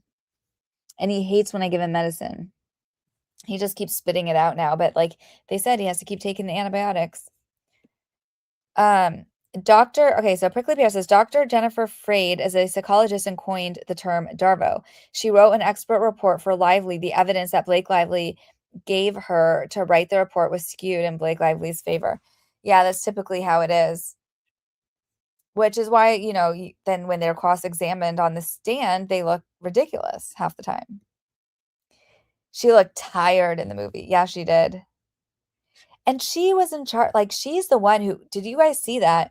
Where like I think, what is it, her contract writer, where it says that she gets to hire her own hair and makeup person. So she looked like that because those were her people. She wanted to look like however she looked. Like she hired a wig maker for that hair that looks like it got caught like in a dishwashing machine or something. Her looks like that because she abused her hair. Oh, hair looks like that because she abused her hair. Yeah. Pam says, isn't the jury going to think this is insane because her contract was completed? I think so. I think that this New York jury is not going to be impressed with any of this. I think they're going to be really annoyed. And, only some employers will pay or give you half pay while you have jury duty. Some don't. Like they won't dock them. Like it won't count for their like days that they don't come to court. They'll be allowed to go to court, but some just don't get paid during it. So they only get paid what jury duty is. And when I did jury duty, I think we got paid something like $11 an hour, and the parking was like $8 an hour. It was, and so it's a sacrifice to be a juror. Limen threw her bones, and I wasn't even picked, but it's still you still like. It took like 2 full days, and at least one of them when I wasn't selected, because they do all the questioning and they go through the jurors and they ask questions. And I don't know how this one is going to be really, really hard. I think no female is going to believe her, but you can't have an all male jury. Limen threw her bones, but the facts are that he dropped 10 of her claims, right? Yep, you're right. You're exactly right. Thank you, Khaleesi. Roses Wild said, this case has really aged Blake. Even after her SH is dismissed, she looks so much older than the week before to me. So do you guys think that, what do you guys think now at this stage? Do you think Taylor and Blake, are they friends or not? I feel like that hasn't been put to rest yet. Can I make a poll? I just want to make a poll and make sure I get your guys' opinions on this. Because when I was listening back to that stream that CJ and I did about the PGA letter, and then Carol from Doc Updates come on and we asked her about Taylor Swift, and there was a lot of confusion. you know, people were like thinking that they were still friends, but that Taylor was just distancing herself. So I'm just going to start a poll. And I just want to see what you guys think. Are Tay-Tay, what should we call Lively and Milk Jugs, still BFFs?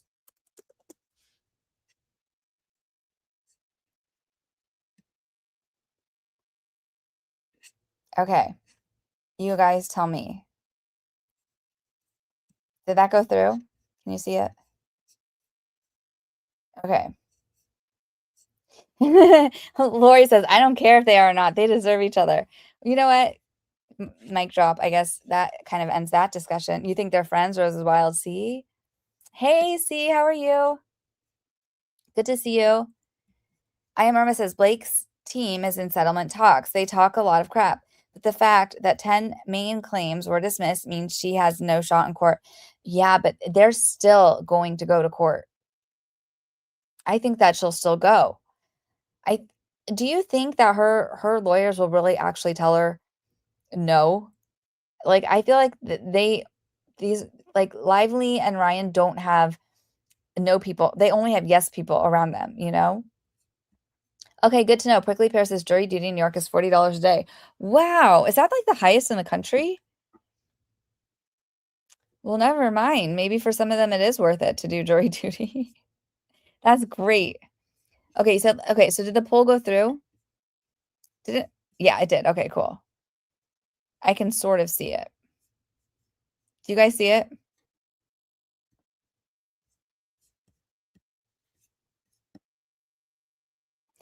Let me see. The TJ That Girl says, I think they are still friends and not seen in public so that Taylor Swift can still make money right now. They know what kind of moves they like to make behind the scenes. See, that's what Docket Updates had said from the beginning. She's like, I think they're still friends, and Taylor has to protect Taylor, and is like, we can't do this in public. But like, there was the whole thing that like is crazy to me was just that like Blake's lawyer did send something to Taylor's lawyer about not being seen at the Super Bowl and that she should put out a statement. Can you guys tell me if you see the poll? I can't see it. Is it working? I wonder why I can't see it. View. Like, is it in the chat?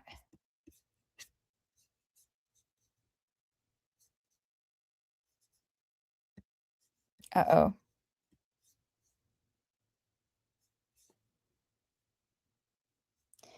Prickly Pear says, I think Swift and Lively are in the middle of a Cold War. Oh, Irma says, do a poll for them going to court. Okay. That's a good call. I should do that next. But is my current poll, can you guys see it? I don't think they are friends only because Taylor is pissed this didn't go the right way. I don't think Blake was honest with Taylor. That's what I was wondering too. That she lied. And the way that she used Taylor's name in ways that I don't think Taylor wanted her to. I think that might have felt a little bit like betrayal. But like they both, at some point, they both kind of seem like the same person. But it's hard for me to like not take Taylor's side. I don't know. What do you guys think? It's hard for me to believe there's two Blake Lively's, you know? You think she's distancing herself? Jen said, I think her statement would have been different if she was considering settlement. Yeah. Yeah, and if she wanted them to settle, she probably shouldn't have gone off the rails like that. Like, her lawyers would probably advise her to shut up. Hey, Trish, if the snake wasn't in her letter press release, I wouldn't think they are friends, but I think the snake is saying they are friends. Huh. Oh, sorry, dragon. If the dragon wasn't in her letter press release, I wouldn't think they're friends, but I think the dragon is saying they are friends. Did she mention Taylor in her press release? Oh, it was an emoji? I think the dragon emoji Blake put out last night was a nod to Taylor.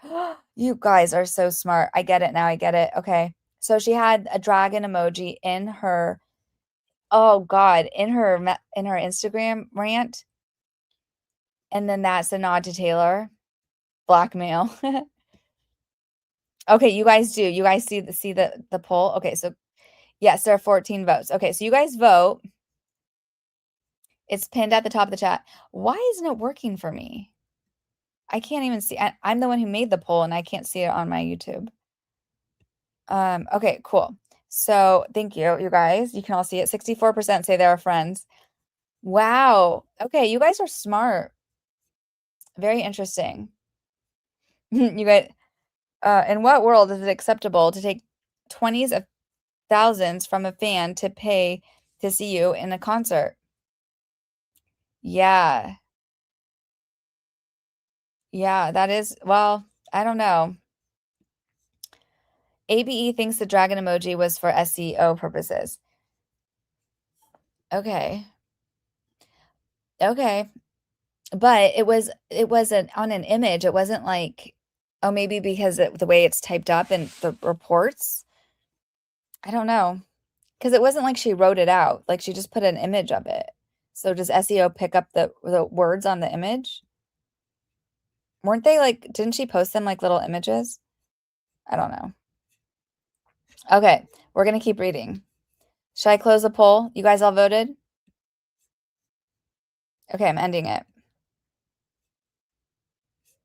I ended the poll. 61% said they're still friends. Oh my gosh. Okay, I'm making one more poll, and this is, will they go to trial or settle?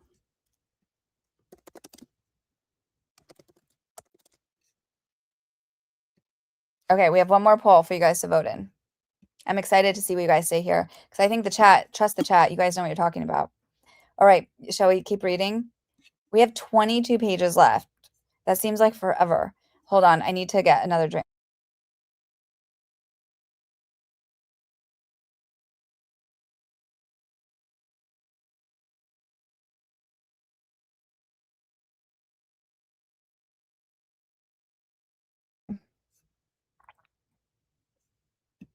You said, I think go to trial but settle. I know, I don't know. You're on the settle bandwagon? Christina says, it's off topic, but they found the missing pilot. I don't mean to throw off the topic, but it's some very good news. Well, thank you for that update, Christina. Christina multitasks like no one I've ever met in my life. I swear, she's like setting up for Easter. She's like making sure her daughter like doesn't have Colleen Hoover books in her backpack. She's chatting with us, like helping here, and then also letting us know the good news that the missing pilot was found. Very, very cool. Thank you so much, Christina. We love you. Oh, the UFO general? That pilot? Michelle says 100% friends. Ryan is a business partner with Tay's fiance. Oh, he's in because is he in Wrexham? Rosewild, the pilot that got shot down in Iran. Oh, I was wondering about the UFO pilot, the UFO general. I don't think they're finding him. Well, that is good news, Christina. Thank you. Carrie Davies says, talking about Taylor Swift, not a fan of what she did. What did she do, you guys? Oh, for here? Yeah, I know. I know. I'm with you all on that. I have questions. All right, we're going to get this. 1 second. We're going to start reading back into this. I need to get a refill. Can you guys wait like 20 seconds? If I get like a little more, I'm like totally, I drank 2 whole things of tea. Okay. I'll be right back. Wait, it's going to be 20 seconds, okay?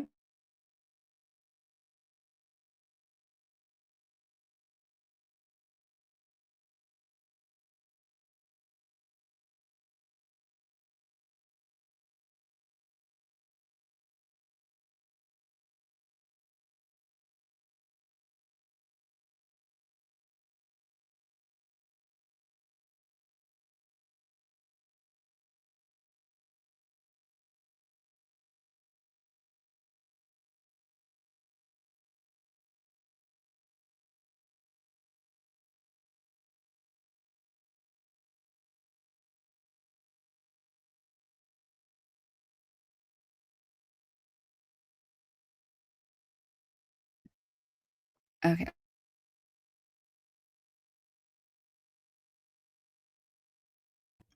Okay, we're back. And I grabbed a huge thing of water too. So I won't have to get up again. And we can finish these 20 pages. I can't believe we read this whole document. UFO. Irma, you didn't hear about that one? There was a guy who was like some kind of like I don't know if he was a pilot though. I thought he just like did some research for the UFO and then they and then he went missing. They better go to trial, says Prickly Pear. Wayfarer needs that jury verdict in their favor. Otherwise, BL and RR will gaslight unabated till the end of time. Yeah. Ugh, you guys drives me nuts. TJ, that girl says, I hope it goes to trial, but I think Blake Lively's lawyers are going to push as hard as they can to settle. So, but you know, I don't think they even care. Like, they're so shameless. I mean, do they get more money if they go to trial? Like, remember, we're dealing with like the ethically challenged Ezra and Count Gottlieb. You know, I mean, I could see if they're Delulu clients say like, we're going to trial. I could see them being like, cha-ching, Christmas early, you know, and they should charge double time for having to represent such psychotic people, in my opinion. Irma says, I think they'll settle. LGA was saying that there were indications of a settlement. What were the indications? It definitely wasn't Lively statements. Trish says, I don't follow many cases, but I have a hard time believing that anyone actually looks forward to going to trial. But that's what her team is saying. We'll see, right? Carrie says, not that I'm a fan of the lawyer, Teresa, but she just said she believes Lively's team picked up the phone to request a magistrate to schedule meets on Easter Monday. I know, isn't that, I thought that was weird too, that they're meeting on Monday. And so they have to get like prepared for this over the Easter weekend. I'm so glad I get to spend the Easter weekend like with you guys doing this than having to like prepare for them preparing for trial. It's crazy. Kenny says they need to be able to prove Blake's smear campaign. That will be really funny. And the best part of that is that Wayfarer gets to counter. And then that means that Wayfarer gets to bring up everything that Blake Lively's done to smear herself. And that is what's going to sink her. That is going to be like just a present to give to the jury. It's going to be the easiest trial I think Wayfarer's lawyers have ever done.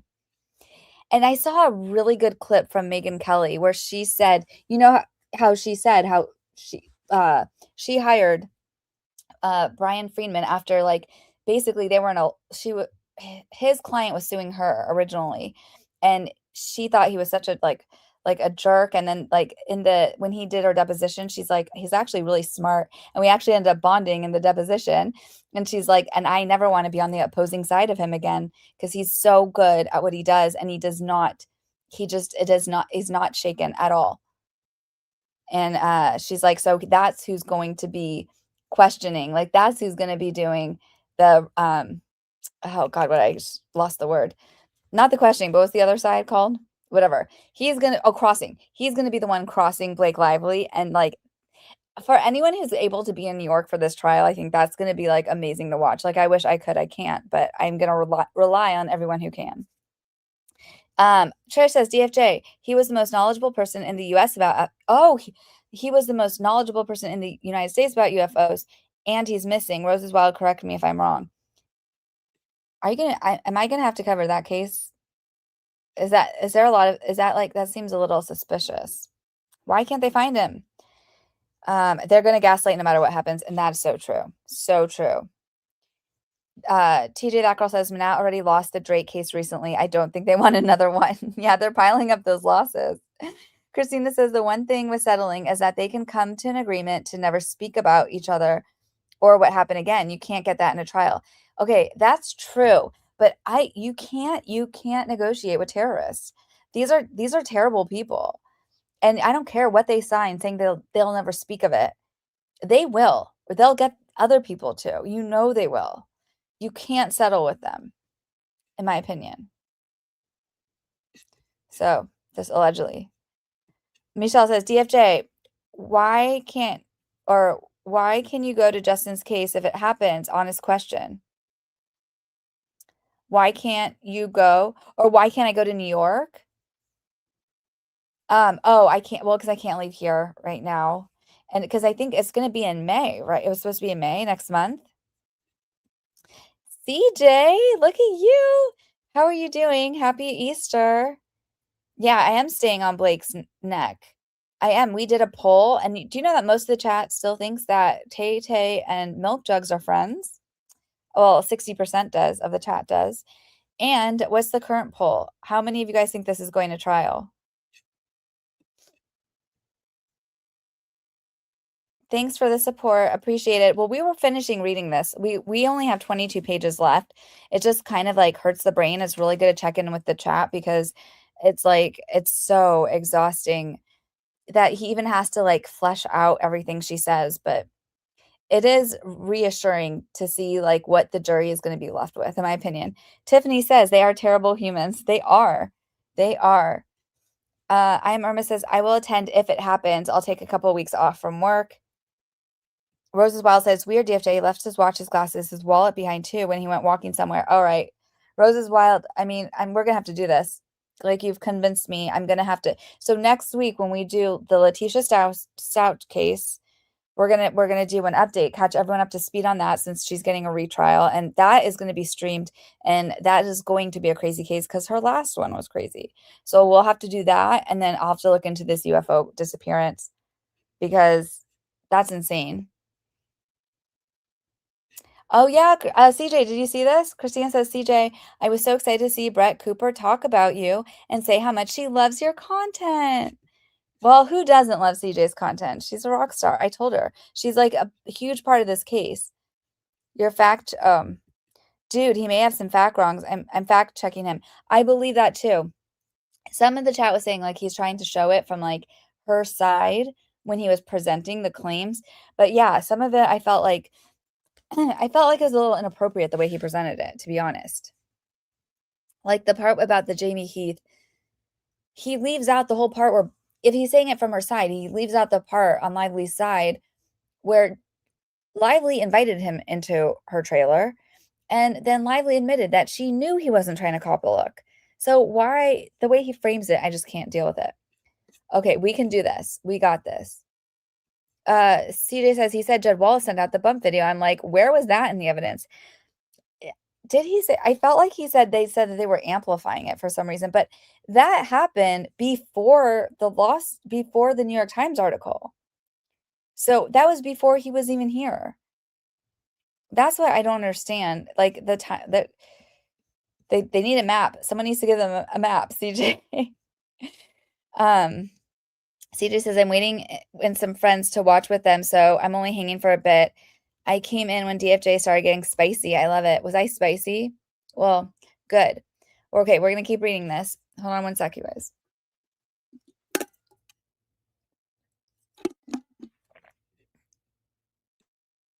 Shoot, I didn't silence it. Oh, well. Sorry if you heard me taking a sip. Rose's Wild said, Lively not only invited Heath in, but they have to have that on working time and before end of day, and she was demanding it to be that day with literally a half hour in the day. Yeah, exactly.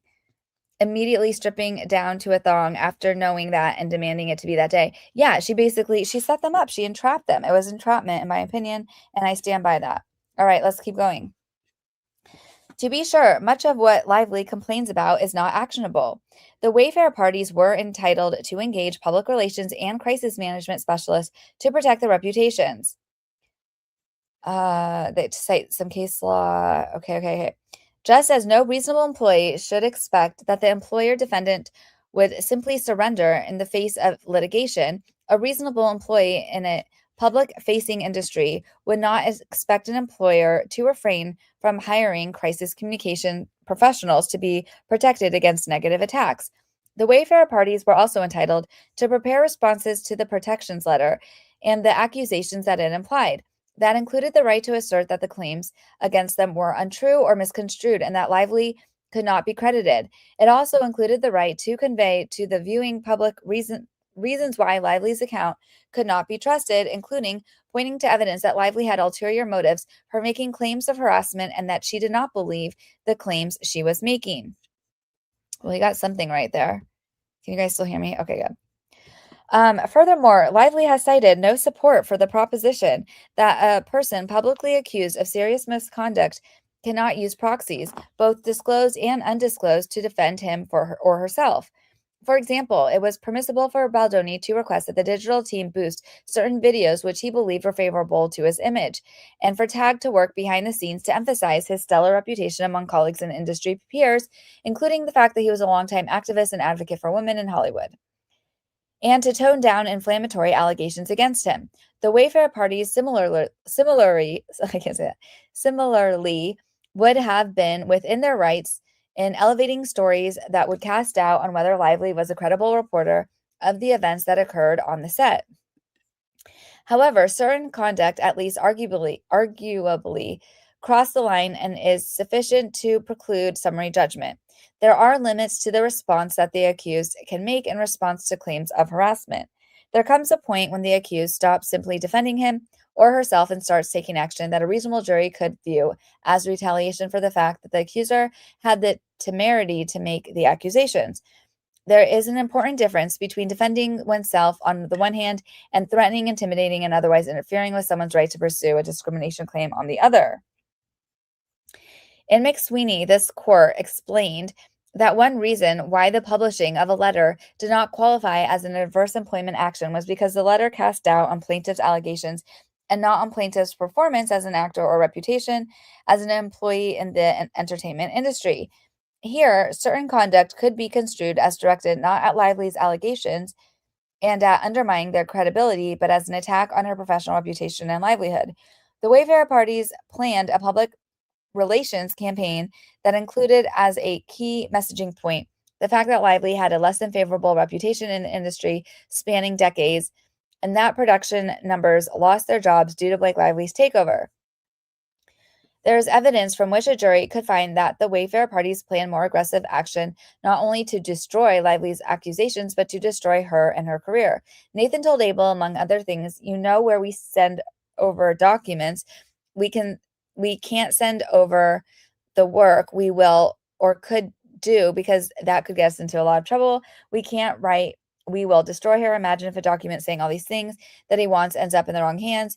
You know, we can bury anyone." Oh, didn't he already cite all of this? But I can't write that to him. Sarowitz similarly stated, "There will be 2 dead bodies when I'm done, you know, and so not dead, but you know, but you're dead to me." So that kind of dead, but dead to a lot of people. Why is this included in here?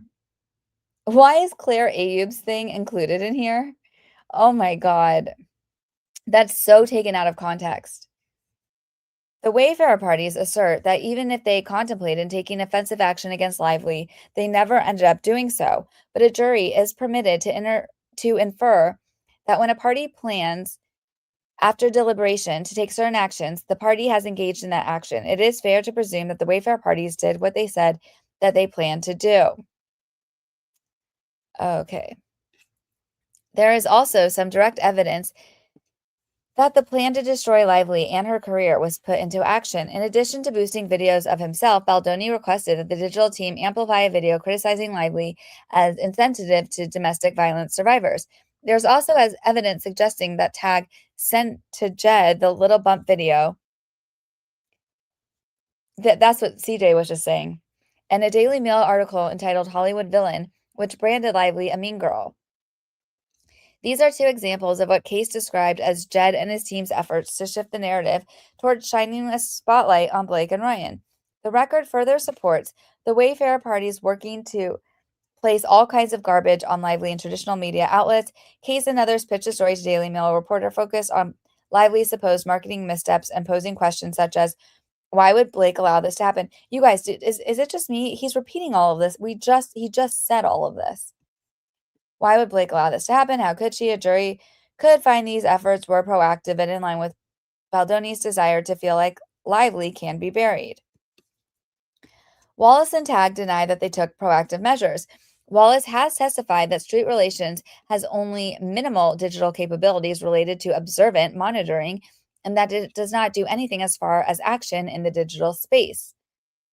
A jury could disbelieve that testimony, as detailed above in pitching Wallace's services to Heath and Wayfarer. Case indicated that Wallace could offer specific services related to actively swaying the algorithm and starting threads with theories the team approves of and asking questions that no longer place Wayfarer and Justin on the back foot.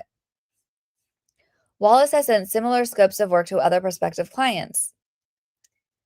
Okay. Wayfarer also retained Street at a rate of $30,000 per month, a rate double that charged by Tag itself. Since when is that a crime?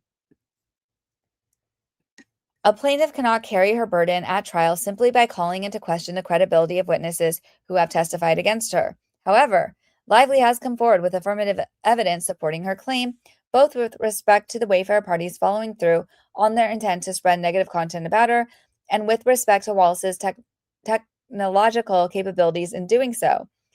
In sum, the parties fiercely dispute the extent to which the backlash against Lively was organic or artificial, and which steps the Wayfarer parties may have taken to protect themselves versus which ones they may have taken to destroy Lively personally and her career. A jury can and should decide those questions. Poor jury. Causation. The final element in Lively's case establishing that her protective activity was a substantive motivating factor in an adverse employment action presents yet more issues of fact for the jury. The question of what motivated employers' desire to engage in the alleged retaliatory conduct is a quintessential jury function. Oh my God.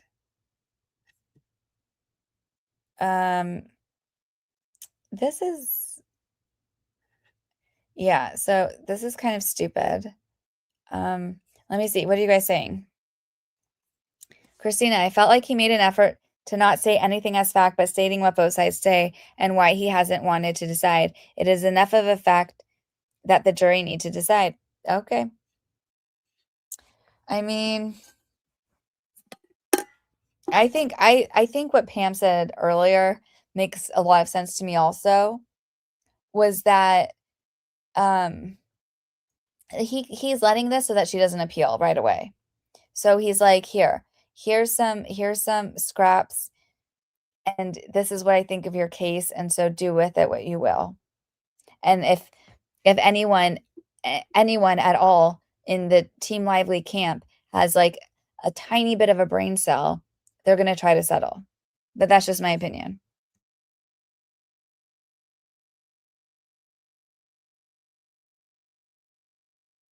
Say.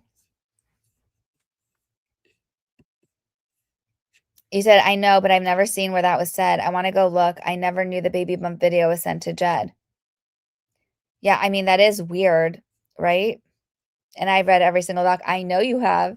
I know. And I know you're going to find it. And I know that you will stay up all night until you find it. So, yes, thank you for liking and subscribing, you guys. That'd be so cool. And Christina says, I'm happy because this will give Wayfarer the chance to show the public that she did this to herself. Exactly. So, and Irma says it is fair, except that there are messages that directly dispute them. But both Jamie and Justin are on record that they wanted the PR team to stand down. Exactly. And there's also record of Nathan and Abel getting frustrated because Wayfarer didn't want to do anything. So you worked all day unraveling her PR statement. I felt like I was like losing brain cells reading any of her statement, and I couldn't do it. And I just listened to some commentary on it and was like, she's Delulu. Christina, if this retaliation hadn't stayed, then they couldn't show that she did this to herself. Mic drop. Very good. Exactly. Good job. I love it. Yes, if you're on X, follow me on X. X.com, don't fuck with justice. FCK. Come on, no jury is going to decide with Blake. I know. But he has to say that. He has to say that he should go to a jury. To be sure, a jury could also find that something other than retaliation explains the actions of the Wayfarer parties. As they argued, they had legitimate interest in protecting the reputations and the reception of their film against negative press and would have taken steps to do so regardless of Lively's protected activity. But retaliatory intent is not an all or nothing matter. Even under the higher but for causation standard, a plaintiff need not demonstrate that retaliation was the only cause of the employer's action. And given the nature of the response, a jury could find that the Wayfarer parties were motivated not just by fear of what would be disclosed, but by the protected actions Lively had taken in the past. Lively has accordingly demonstrated genuine issues of material fact with respect to all three elements of her FEHA retaliation claim.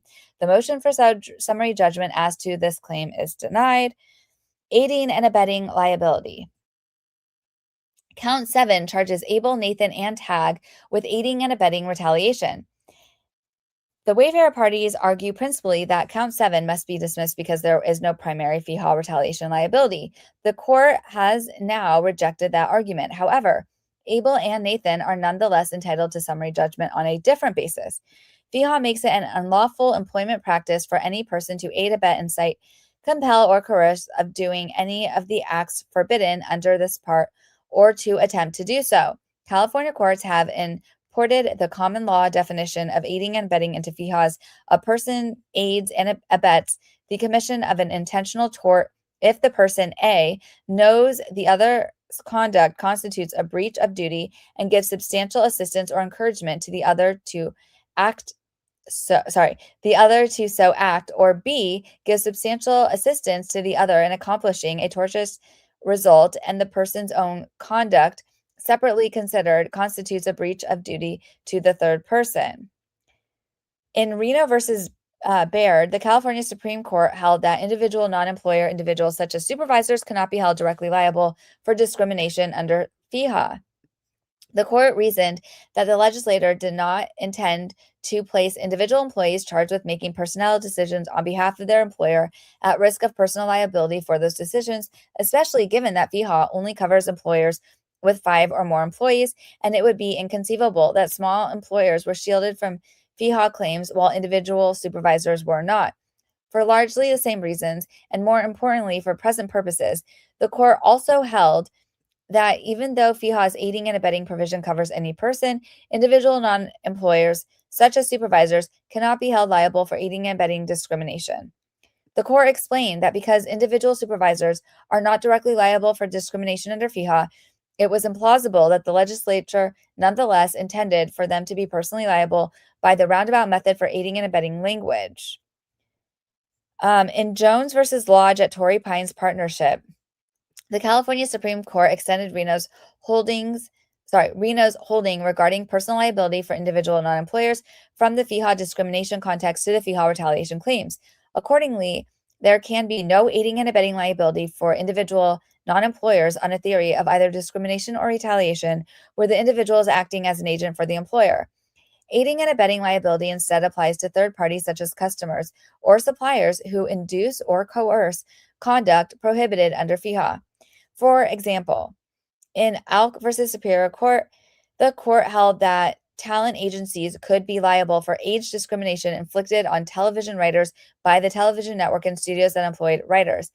The agencies knew the studios were engaged in a course of systematic age discrimination and gave substantial assistance or encouragement to that course by virtue of their own referral practices, which allegedly screened out older writers in favor of younger ones. Accordingly, the court held that the talent agencies acted as a sort of outside third-party supplier for the studios rather than as their agents. Here, Nathan and Abel were hired by Wayfarer, and it ends with this movie, to perform services on their behalf and as their agents. Unlike the talent agencies in Alk, Nathan and Abel were not outside third parties who coerced, induced, or substantially assisted an employer's discrimination or retaliation. Instead, they were, for all intents and purposes, individual employees carrying out alleged adverse employment actions at the direction of the employer. In such circumstances, liability attaches to the employer. Who is that? Is that Stephanie Jones? Or are they saying Wayfarer? I'm so confused. A different conclusion might be warranted with respect to Tag. In Rain versus U.S. HealthWorks Medical Group, the California Supreme Court held that unlike individual non-employers such as supervisors and employers' business entity agents can be held directly liable under FEHA for employment discrimination in appropriate circumstances where the business entity agent has at least 5 employees and carries out FIHA-related activities on behalf of the employer. The court based this holding on its determination that the considerations that motivated its decisions in Reno and Jones are either absent or much diminished in a case where a business entity agent acts as an independent contractor for an employer. For one, such entities are more likely to be able to negotiate over issues of indemnification and therefore less likely to be burdensome by concerns about liability and carrying out their responsibilities on behalf of employers. Okay, get to the point, Limen. The parties have not addressed this at any length. They have instead treated the aiding and abetting defendants without differentiation. The court therefore withholds judgment with respect to whether TAG might be liable for aiding and abetting FIHA retaliation.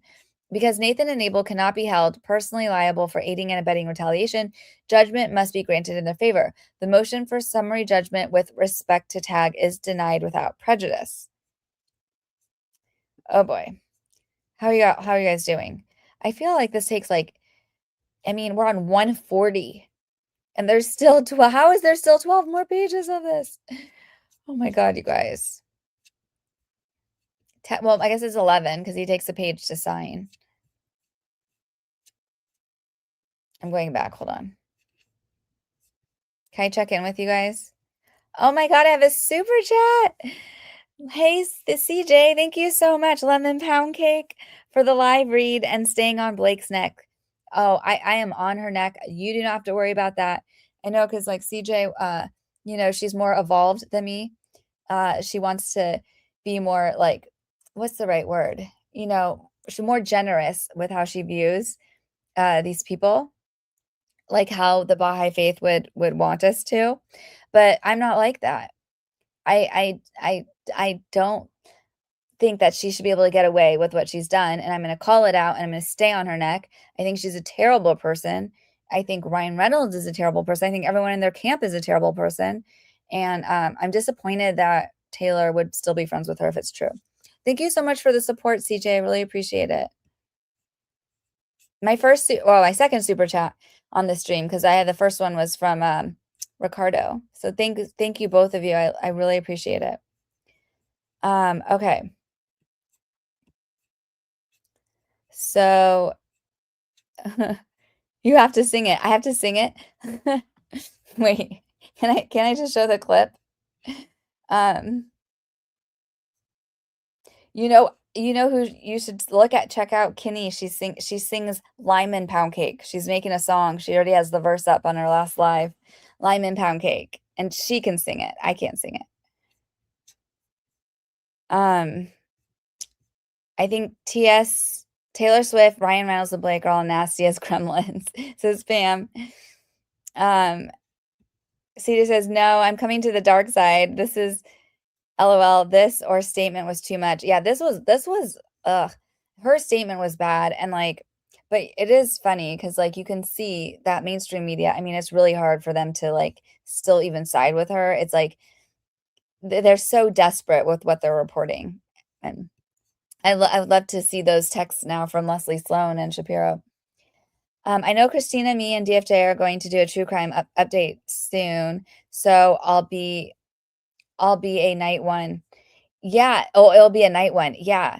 And let me know if you want to do the Laticia Stauch and whatever I mentioned before. Prickly says, LGA, NAG, Britt were saying judges will do that at times, give hints at things that lawyers should do. Well, I don't know if they would pick up on those hints. AC said, I read this, a Limen Pound Cake, LOL, or however you spell his name. Yeah, now at least when I hear his name, I'll think of that song. So can you change that for me? Leslie gets a pass now because she didn't accept the text from Stephanie Jones. Oh, she didn't? Okay.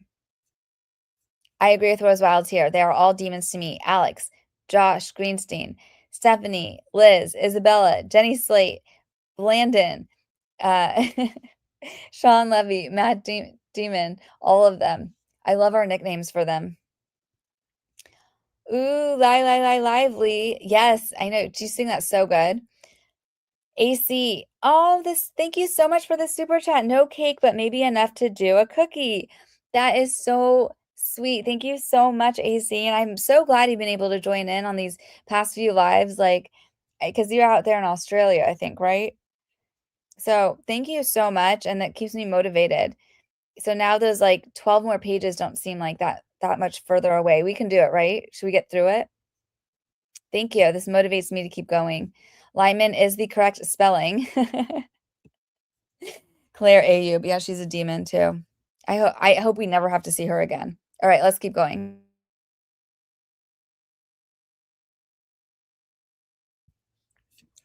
Claire me is a pick-me idiot. Sorry, that was funny.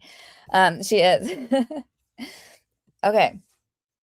Failure to prevent SH. Count 6 of the SAC charges it ends with us movie and Wayfarer with failing to investigate, prevent, and remedy harassment in violation of FEHA. 2 provisions under FEHA are relevant to this claim. First, Section 12940J1 states that an entity shall take all responsible steps to prevent harassment from occurring. This language appears in the same provision which prohibits harassment, including the maintenance of a hostile work environment. Courts have therefore read the failure to prevent language in subsequent J1 as informing harassment claims rather than creating a standalone tort. Section 12940K separately provides that it is unlawful for an employer, labor organization, employment agency, apprenticeship, training program, or any training program leading to employment to fail to take all reasonable steps necessary to prevent discrimination and harassment from occurring. The California Supreme Court has described this provision as establishing a separate unlawful employment practice. Nonetheless, regulations promulgated under Section 12940K provide that there is no standalone private cause of action under the provision unless the plaintiff also pleads and prevails under the underlying claim of discrimination, harassment, and retaliation. A bunch of case law. The court has granted summary judgment on Lively's FEHA harassment claim. Judgment must therefore also be granted for her failure to prevent harassment claim. Well, good. He got that one right. False light, invasion of privacy. Lively's 10th cause of action asserts a claim against Wayfarer parties for false light, invasion of privacy, and violation of Article 1, Section 1 of the California Constitution. Generally, this tort occurs when a defendant invades a plaintiff's privacy by publicity. By publicity that places the plaintiff in a false light in the public eye. Oh, okay. Lively's claim fails because it is governed by New York law, and New York recognizes no such tort. Lively argues she can bring a common law claim for false light, invasion of privacy under California law because 1, the parties included a California choice of law provision in the ALA, and 2, her claim turns on conduct which occurred in California, especially the execution of the communication strategy from the state. As for the first contention, the ALA is an unexecuted agreement and does not create binding obligations between the parties. Its choice of law provision, therefore, cannot provide a basis for the application of California law to Lively's false light, invasion of privacy claim. But New York baby, what is it? What did she say? Blue jeans baby, New York lady. As for the second assertion, the facts alleged in the Second Amendment complaint and proffered by Lively in opposition to the Wayfarer party's motion for summary judgment do not support the application of California law. This is because the relevant choice of law principles in this context focuses primarily on where the injury occurred rather than where the liability creating conduct arose. A federal court sitting in diversity borrows the forum state's choice of law rule. Okay, so this just cites a bunch of crap, blah, blah, blah, blah, blah. This factor is particularly determinative where the law at issue is conduct regulating, meaning it is used as a guide to govern individuals' primary conduct and acts as a prophylactic to prevent injuries from occurring rather than as a way to prohibit, assign, or limit liability after a tort occurs. False light, invasion of privacy is a conduct regulating tort. New York has the most significant interest in this claim. While there is evidence of conduct occurring in California, Lively resides in New York and would have suffered her injury in New York. She does not explain why California has a more significant relationship to the issue or parties other than by relying on the unadopted choice of law provision and the Wayfarer party's location when they committed the alleged tortious conduct. Without more, that is insufficient to overcome the presumption that the law of plaintiff's domicile should apply to this type of case. New York law does not recognize a claim for false light invasion of privacy. The claim must therefore be denied. All right, this defamation one's going to be long. Are you all ready for this? Hot Messy Express, hello. I haven't seen you forever. We're almost done. We have like 10 more pages left. Oh, wow. You let your phone go to 1%. Yay. Yes, AC in Australia. Very proud of the content creators have struck to this case. Yeah, or who have stuck to this case. Yeah, it feels like the really long battle. Like I think like I cried tears of happiness, and well, I was in shock, and then I like was, almost cried because it was just like we've been saying this all along, and now we're finally have justice. Even though there's still this crap here, we still have justice. So, we're gonna keep going. Okay. Finals burn me out. New quarter, new me. Well, I'm glad you're here. We are almost done. We're getting there. We're almost done. Okay, let's keep going. Uh-oh, hold on one second.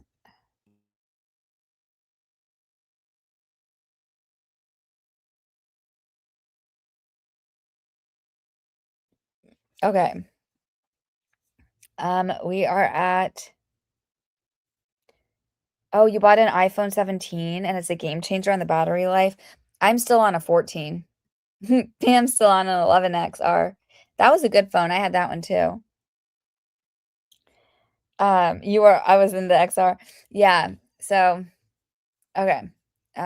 We are on defamation. Lively brings a claim for defamation against the Wayfarer parties based on allegedly false and defamatory statements made about her through their lawyer, Brian Friedman, after she filed the CRD complaint and during the course of this litigation. The alleged defamatory statements are as follows. On December 21st, 2024, the day after Lively filed her complaint with the California Civil Rights Division, Friedman made the following statement to the New York Times. It is shameful that Ms. Lively and her representatives would make such serious and categorically false accusations against Mr. Baldoni, Wayfarer Studios, and its representatives as yet another desperate attempt to fix her negative reputation, which was garnered from her own remarks and actions during the campaign for the film, interviews, and press activities that were observed publicly in real time and unedited, which allowed for the internet to generate their own views and opinions. These claims are completely false, outrageous, and intentionally salacious, with an intent to publicly hurt and rehash a narrative in the media. I love Brian Friedman's writing. Like, that was so fun to read. Whereas reading Limen's shit, it's like hurts me to read because it's like, I feel like I'm saying things that aren't true and that are like not from like a place of like reason. But anyways, let's keep going. I love that statement from Brian Friedman. On January 7th, 2025, after Lively filed her complaint in this court, Friedman stated in an interview for the Megyn Kelly show and for an executive producer to have a competing cut of a film is incredibly bizarre. But when she starts threatening people and saying, I'm not going to promote the film, I'm not going to do anything unless you use my cut, that's when it starts to be awfully incendiary. And, the concern really is that she used these allegations of SH and she used these allegations of bullying to try and leverage her position so she could be the de facto director in the case. On January 18th, 2025, 2 days after the Wayfarer parties filed their complaint against Lively in the related litigation, Wayfarer action, Friedman stated to Deadline and as follows. This one's really long. After my client filed a comprehensive lawsuit packed with almost 200 pages of undeniable facts and documentary evidence, which crushed their false allegations of a smear campaign by providing doctored communications to the New York Times, Blake and her legal team have just one heinous pivot left, and that is to double down on the revoltingly false SA allegations against Mr. Baldoni. The mere fact that Miss Lively feels she can publicly destroy Mr. Baldoni's reputation in an attempt to devastate her future career and then deny him or his team their own ability to defend themselves against her is preposterous. Mr. Baldoni never once publicly attempted to call Miss Lively out for her own many wrongdoings during filming. He kindly addressed all her concerns during filming in the correct manner, despite the fact that he wholly disagreed. He himself was committed to doing things differently and to keep the peace, as she specifically admitted to in her own lawsuit. We will not only continue to defend our clients against Blake's power, privilege, and all-out lies, but we will now fight even harder for the voiceless in the DV community who are unfairly suffering while she continues to push her own self-serving and selfish vendetta in the media. Damn, that's a good mic drop.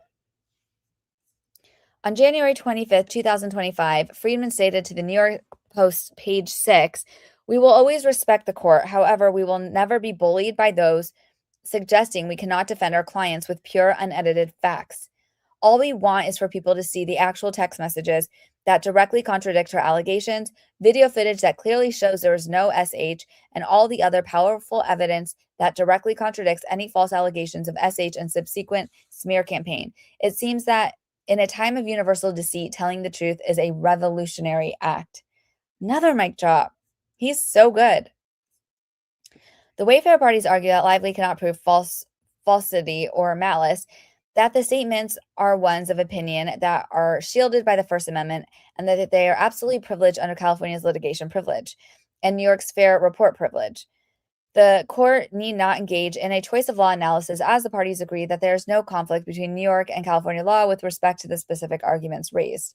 New York and California both extend protection for reports of judicial proceedings. New York statute section 74 provides a civil action cannot be maintained against any person, firm, or corporation for the publication of a fair and true report of any judicial proceeding, legislative proceeding, or other official proceeding, or for any heading of the report which is a fair and true head note of the statement published.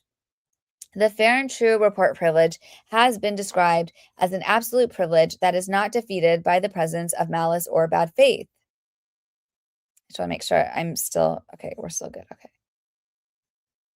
Okay. Cases finding 74 protections have held that a report of a judicial or other official proceeding can take many forms. Okay. The privilege has been extended to comments made by attorneys to the press in connection with representation of their clients. Someone needs to tell Lively's team that. A report need not be balanced to be fair and true. A fair and true report admits some liberality. Liberality, sorry. A fair and true report admits to some liberality. The exact words of every proceeding need not be given in if the substance be substantially stated. Okay, it's case law. It is evident that the context here that each of the statements alleged to be defamatory constituted a report with respect to a judicial proceeding. The December 21st statement was made immediately after Lively filed the CRD complaint. It referred explicitly to the accusations against the Wayfarer parties and the claims made by Lively. It was made by Lively's attorney to a New York Times reporter in connection with a report on the CRD complaint. It would have been obvious from context that Freeman was referring to the accusation made by Lively and to the expected response, i.e., that the claims were false, outrageous, and intentionally salacious, with an intent to publicly hurt and rehash a narrative in the media. The fair report privilege applies to a party who communicates a complaint to the press before the complaint is publicly filed. A similar principle must apply with respect to a party who communicates a response to a complaint before that response is publicly filed. The January 7th, 18th, and 25th comments all likewise refer to the allegations made by Lively and to the Wayfarer party's response. Given their timing, content, and context, especially the person who made them, the comments could only be understood as a reflection of the Wayfarer party's view of what the evidence would show in the judicial proceeding rather than as a testimonial by Freeman with respect to the underlying facts. The January 7th statement was made in the immediate aftermath of Lively's complaint in this court. While it does not explicitly reference the complaint, it is plain from the context that it refers to the complaint. It is undisputed that, as Freeman stated, on January 7th, Lively was the executive producer and she generated a competing cut of the film and refused to promote it with Baldoni. What that statement adds is the claim that Lively made her complaints about SH as leverage to become the de facto director of the film. But Friedman's statements mirrored those he had made in court on behalf of the Wayfarer parties little more than 1 week later to undercut Lively's allegations in her complaint. Friedman's January 18th statement to Deadline directly referred to the comprehensive lawsuit that the Wayfarer parties had filed, his efforts to continue to defend his clients, and assertions that Lively had purportedly specifically admitted to in her own lawsuit. The article in which these statements appeared framed Friedman's statements as a response to the January 16th response from Lively's Manat, Phelps, and Phillips attorneys and Wilkie, Farr, and Gallagher lawyers to Baldoni's long-expected lawsuit. Similarly, the January 25th statement was made shortly after Lively asked the court to enter a protective order, and in it, Friedman referred to respecting the court and the evidence that would undermine Lively's allegations of SH. Moreover, none of the statements suggest conduct more serious than the suggested in the Wayfarer parties in-court response to Lively's allegations. Hold on. Okay, compare the Second Amendment complaint with Wayfarer's First Amendment complaint. Rather than admit and take accountability for her own missteps, she chose to blame the Wayfarer parties in a malicious and unforgivably public manner. When she and Reynolds could not force Baldoni and Wayfarer to read a statement that she and her representatives prepared, extorting them to take accountability in defense of Lively's actions, she lay in wait for months, preparing to publicly attack Baldoni by falsely claiming that he had SH'd her. The same falsified story she had calculatingly devised and used throughout the production of this film in order to take control were now being used publicly to destroy Baldoni and the Wayfarer parties. Lively orchestrated a malicious attack on the reputations, careers, and personal lives of the Wayfarer parties, subjecting them to public humiliation, threats, and vitriol. Well, maybe he shouldn't have thrown out their defamation complaints against her. Gosh.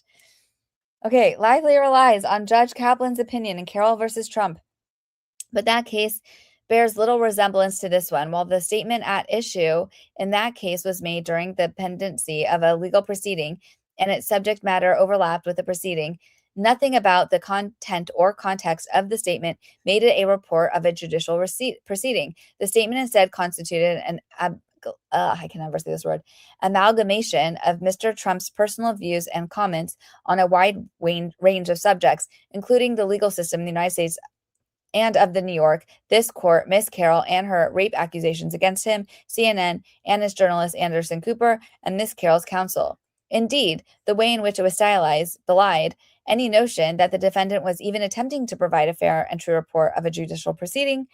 In this case, by contrast, the statements at issue were made by counsel, not a percipient witness, and they were both framed in terms of the issues raised in court and consistent with the Wayfarer parties' in-court positions. Any ordinary viewer or reader would therefore understand that Friedman was commenting on a judicial proceeding. The Wayfarer parties are entitled to summary judgment on the defamation claim. Whew. All right, conspiracy, our last one. I need to refresh one more time. Hold on. One more sip and we're just going to hammer the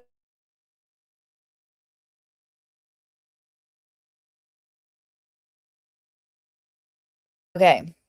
Are you guys ready? 8, conspiracy. Lively's final cause of action alleges civil conspiracy against each of the Wayfarer parties. In her memorandum of law in opposition to the motion for summary judgment, Lively clarifies that her conspiracy claim is limited to 1, civil conspiracy to retaliate under Title VII FEHA, the California Labor Code against It Ends With Us movie and Wayfarer. 2, conspiracy to commit false light as to Wayfarer, Baldoni, Heath Serwitz, Nathan, Tagg, and Abel. And 3, conspiracy to commit defamation per se, against Wayfarer, Baldoni, and Heath. Civil conspiracy is not an independent cause of action under either California or New York law, but rather a legal doctrine that imposes liability on persons who, although not actually committing a tort themselves, share with the immediate tortfeasors a common plea or design in its perpetration. There is no conspiracy claim unless underlying tort is committed and damage results therefrom. The court has granted judgment on the Title VII California Labor Code false light and defamation claims. Accordingly, there can be no conspiracy liability for those claims, and the Wayfarer parties are entitled to summary judgment on the claim of civil conspiracy to violate those laws or commit those torts.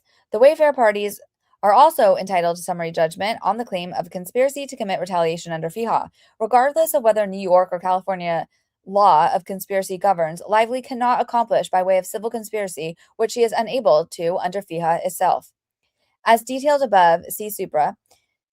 FEHA permits aiding and abetting claims under certain circumstances, but it also places specific limitations on that form of liability. Lively cites no authority, and the court has found none, permitting a party to evade the carefully drawn limitations on aiding and abetting liability under FEHA by the artifice of pleading the claim in conspiracy. In fact, courts have recognized just the opposite. As one court has explained, the California legislature carefully delineated the scope of liability for another's conduct under FEHA, limiting it to those who aid, abet, incite, compel, or coerce of doing the prohibited act.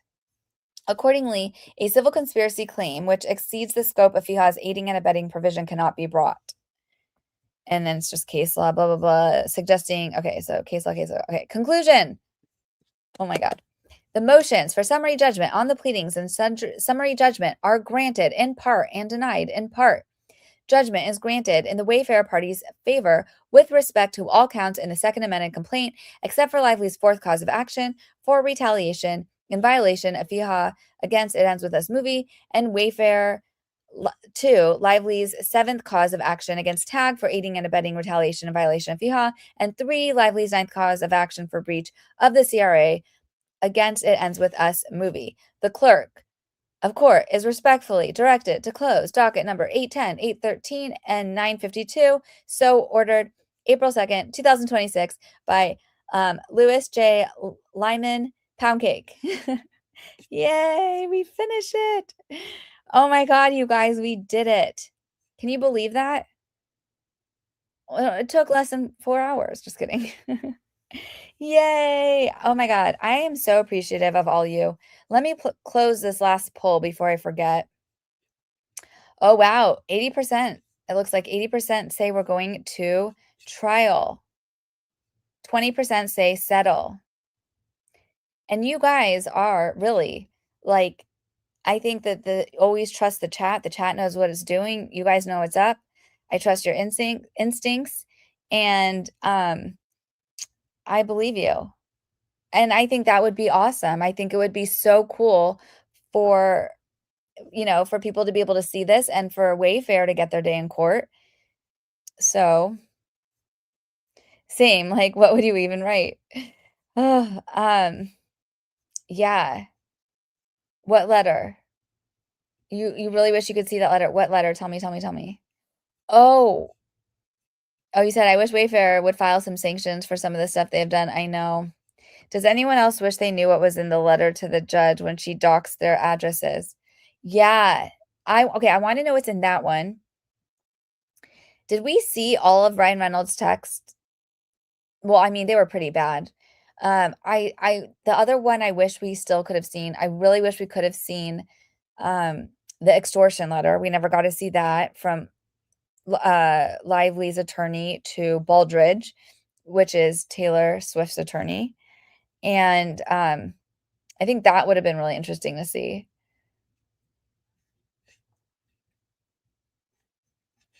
Yeah, I agree.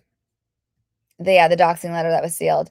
K Bella, I'm pretty sure Limen launched his response because it was his birthday present to me. Is it your birthday also? You and Lori are birthday twins. So happy birthday, K Bella, and happy birthday to Lori. And also, K Bella, if you missed it, I missed your super chat last time, which was really funny because you gave a super chat about the squirrel hair for Lively. So in that stream, yeah, thank you so much. So I just want to say thank you 2 times to you. I always love seeing you in the chat. You bring so much light and fun to the chat and so much good insight. So happy birthday. I hope you have the best birthday ever. This was a fun birthday gift, I think. Did you see I kind of turned Limen into the Easter bunny? So because he kind of like gave us all like a little bit of like some Easter eggs and like Let me go to it. Hold on. It was on this slide. If I go back. Yeah, here. It says Easter eggs and more Limen pound cake reading. See, this was Judge Limen. And Limen pound cake, again, check it out. Kinney has the song and it's so good. And I absolutely love it. Oh, here, let me take this off the screen so you can see the whole, see, she has pound cakes for her milk jugs. So pretty cool. And yeah, we saw this. Let me skip through to, should we just hear this rant as an outro? I am a member of the press.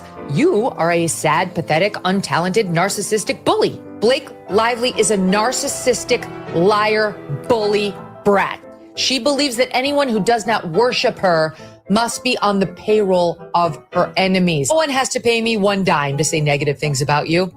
I do it because I believe them and because you really are terrible. So thank you again to everyone. Thank you to my lovely, amazing, incredible, beautiful, brilliant mods, Laura, Christina, and Khaleesi. I'm so lucky that I have you guys here and that you were here this whole time. That's so long. Happy Easter to everyone. Thank you again, Ricardo, CJ, AC, and Bella for the super chats. You know they're going to the Aussie fund, my $9,300 Aussie fund for his treatments, that because he survived the coyote attack. And thank you to the chat again. I hope you guys have the best Easter weekend, and I'll see you all soon. All right.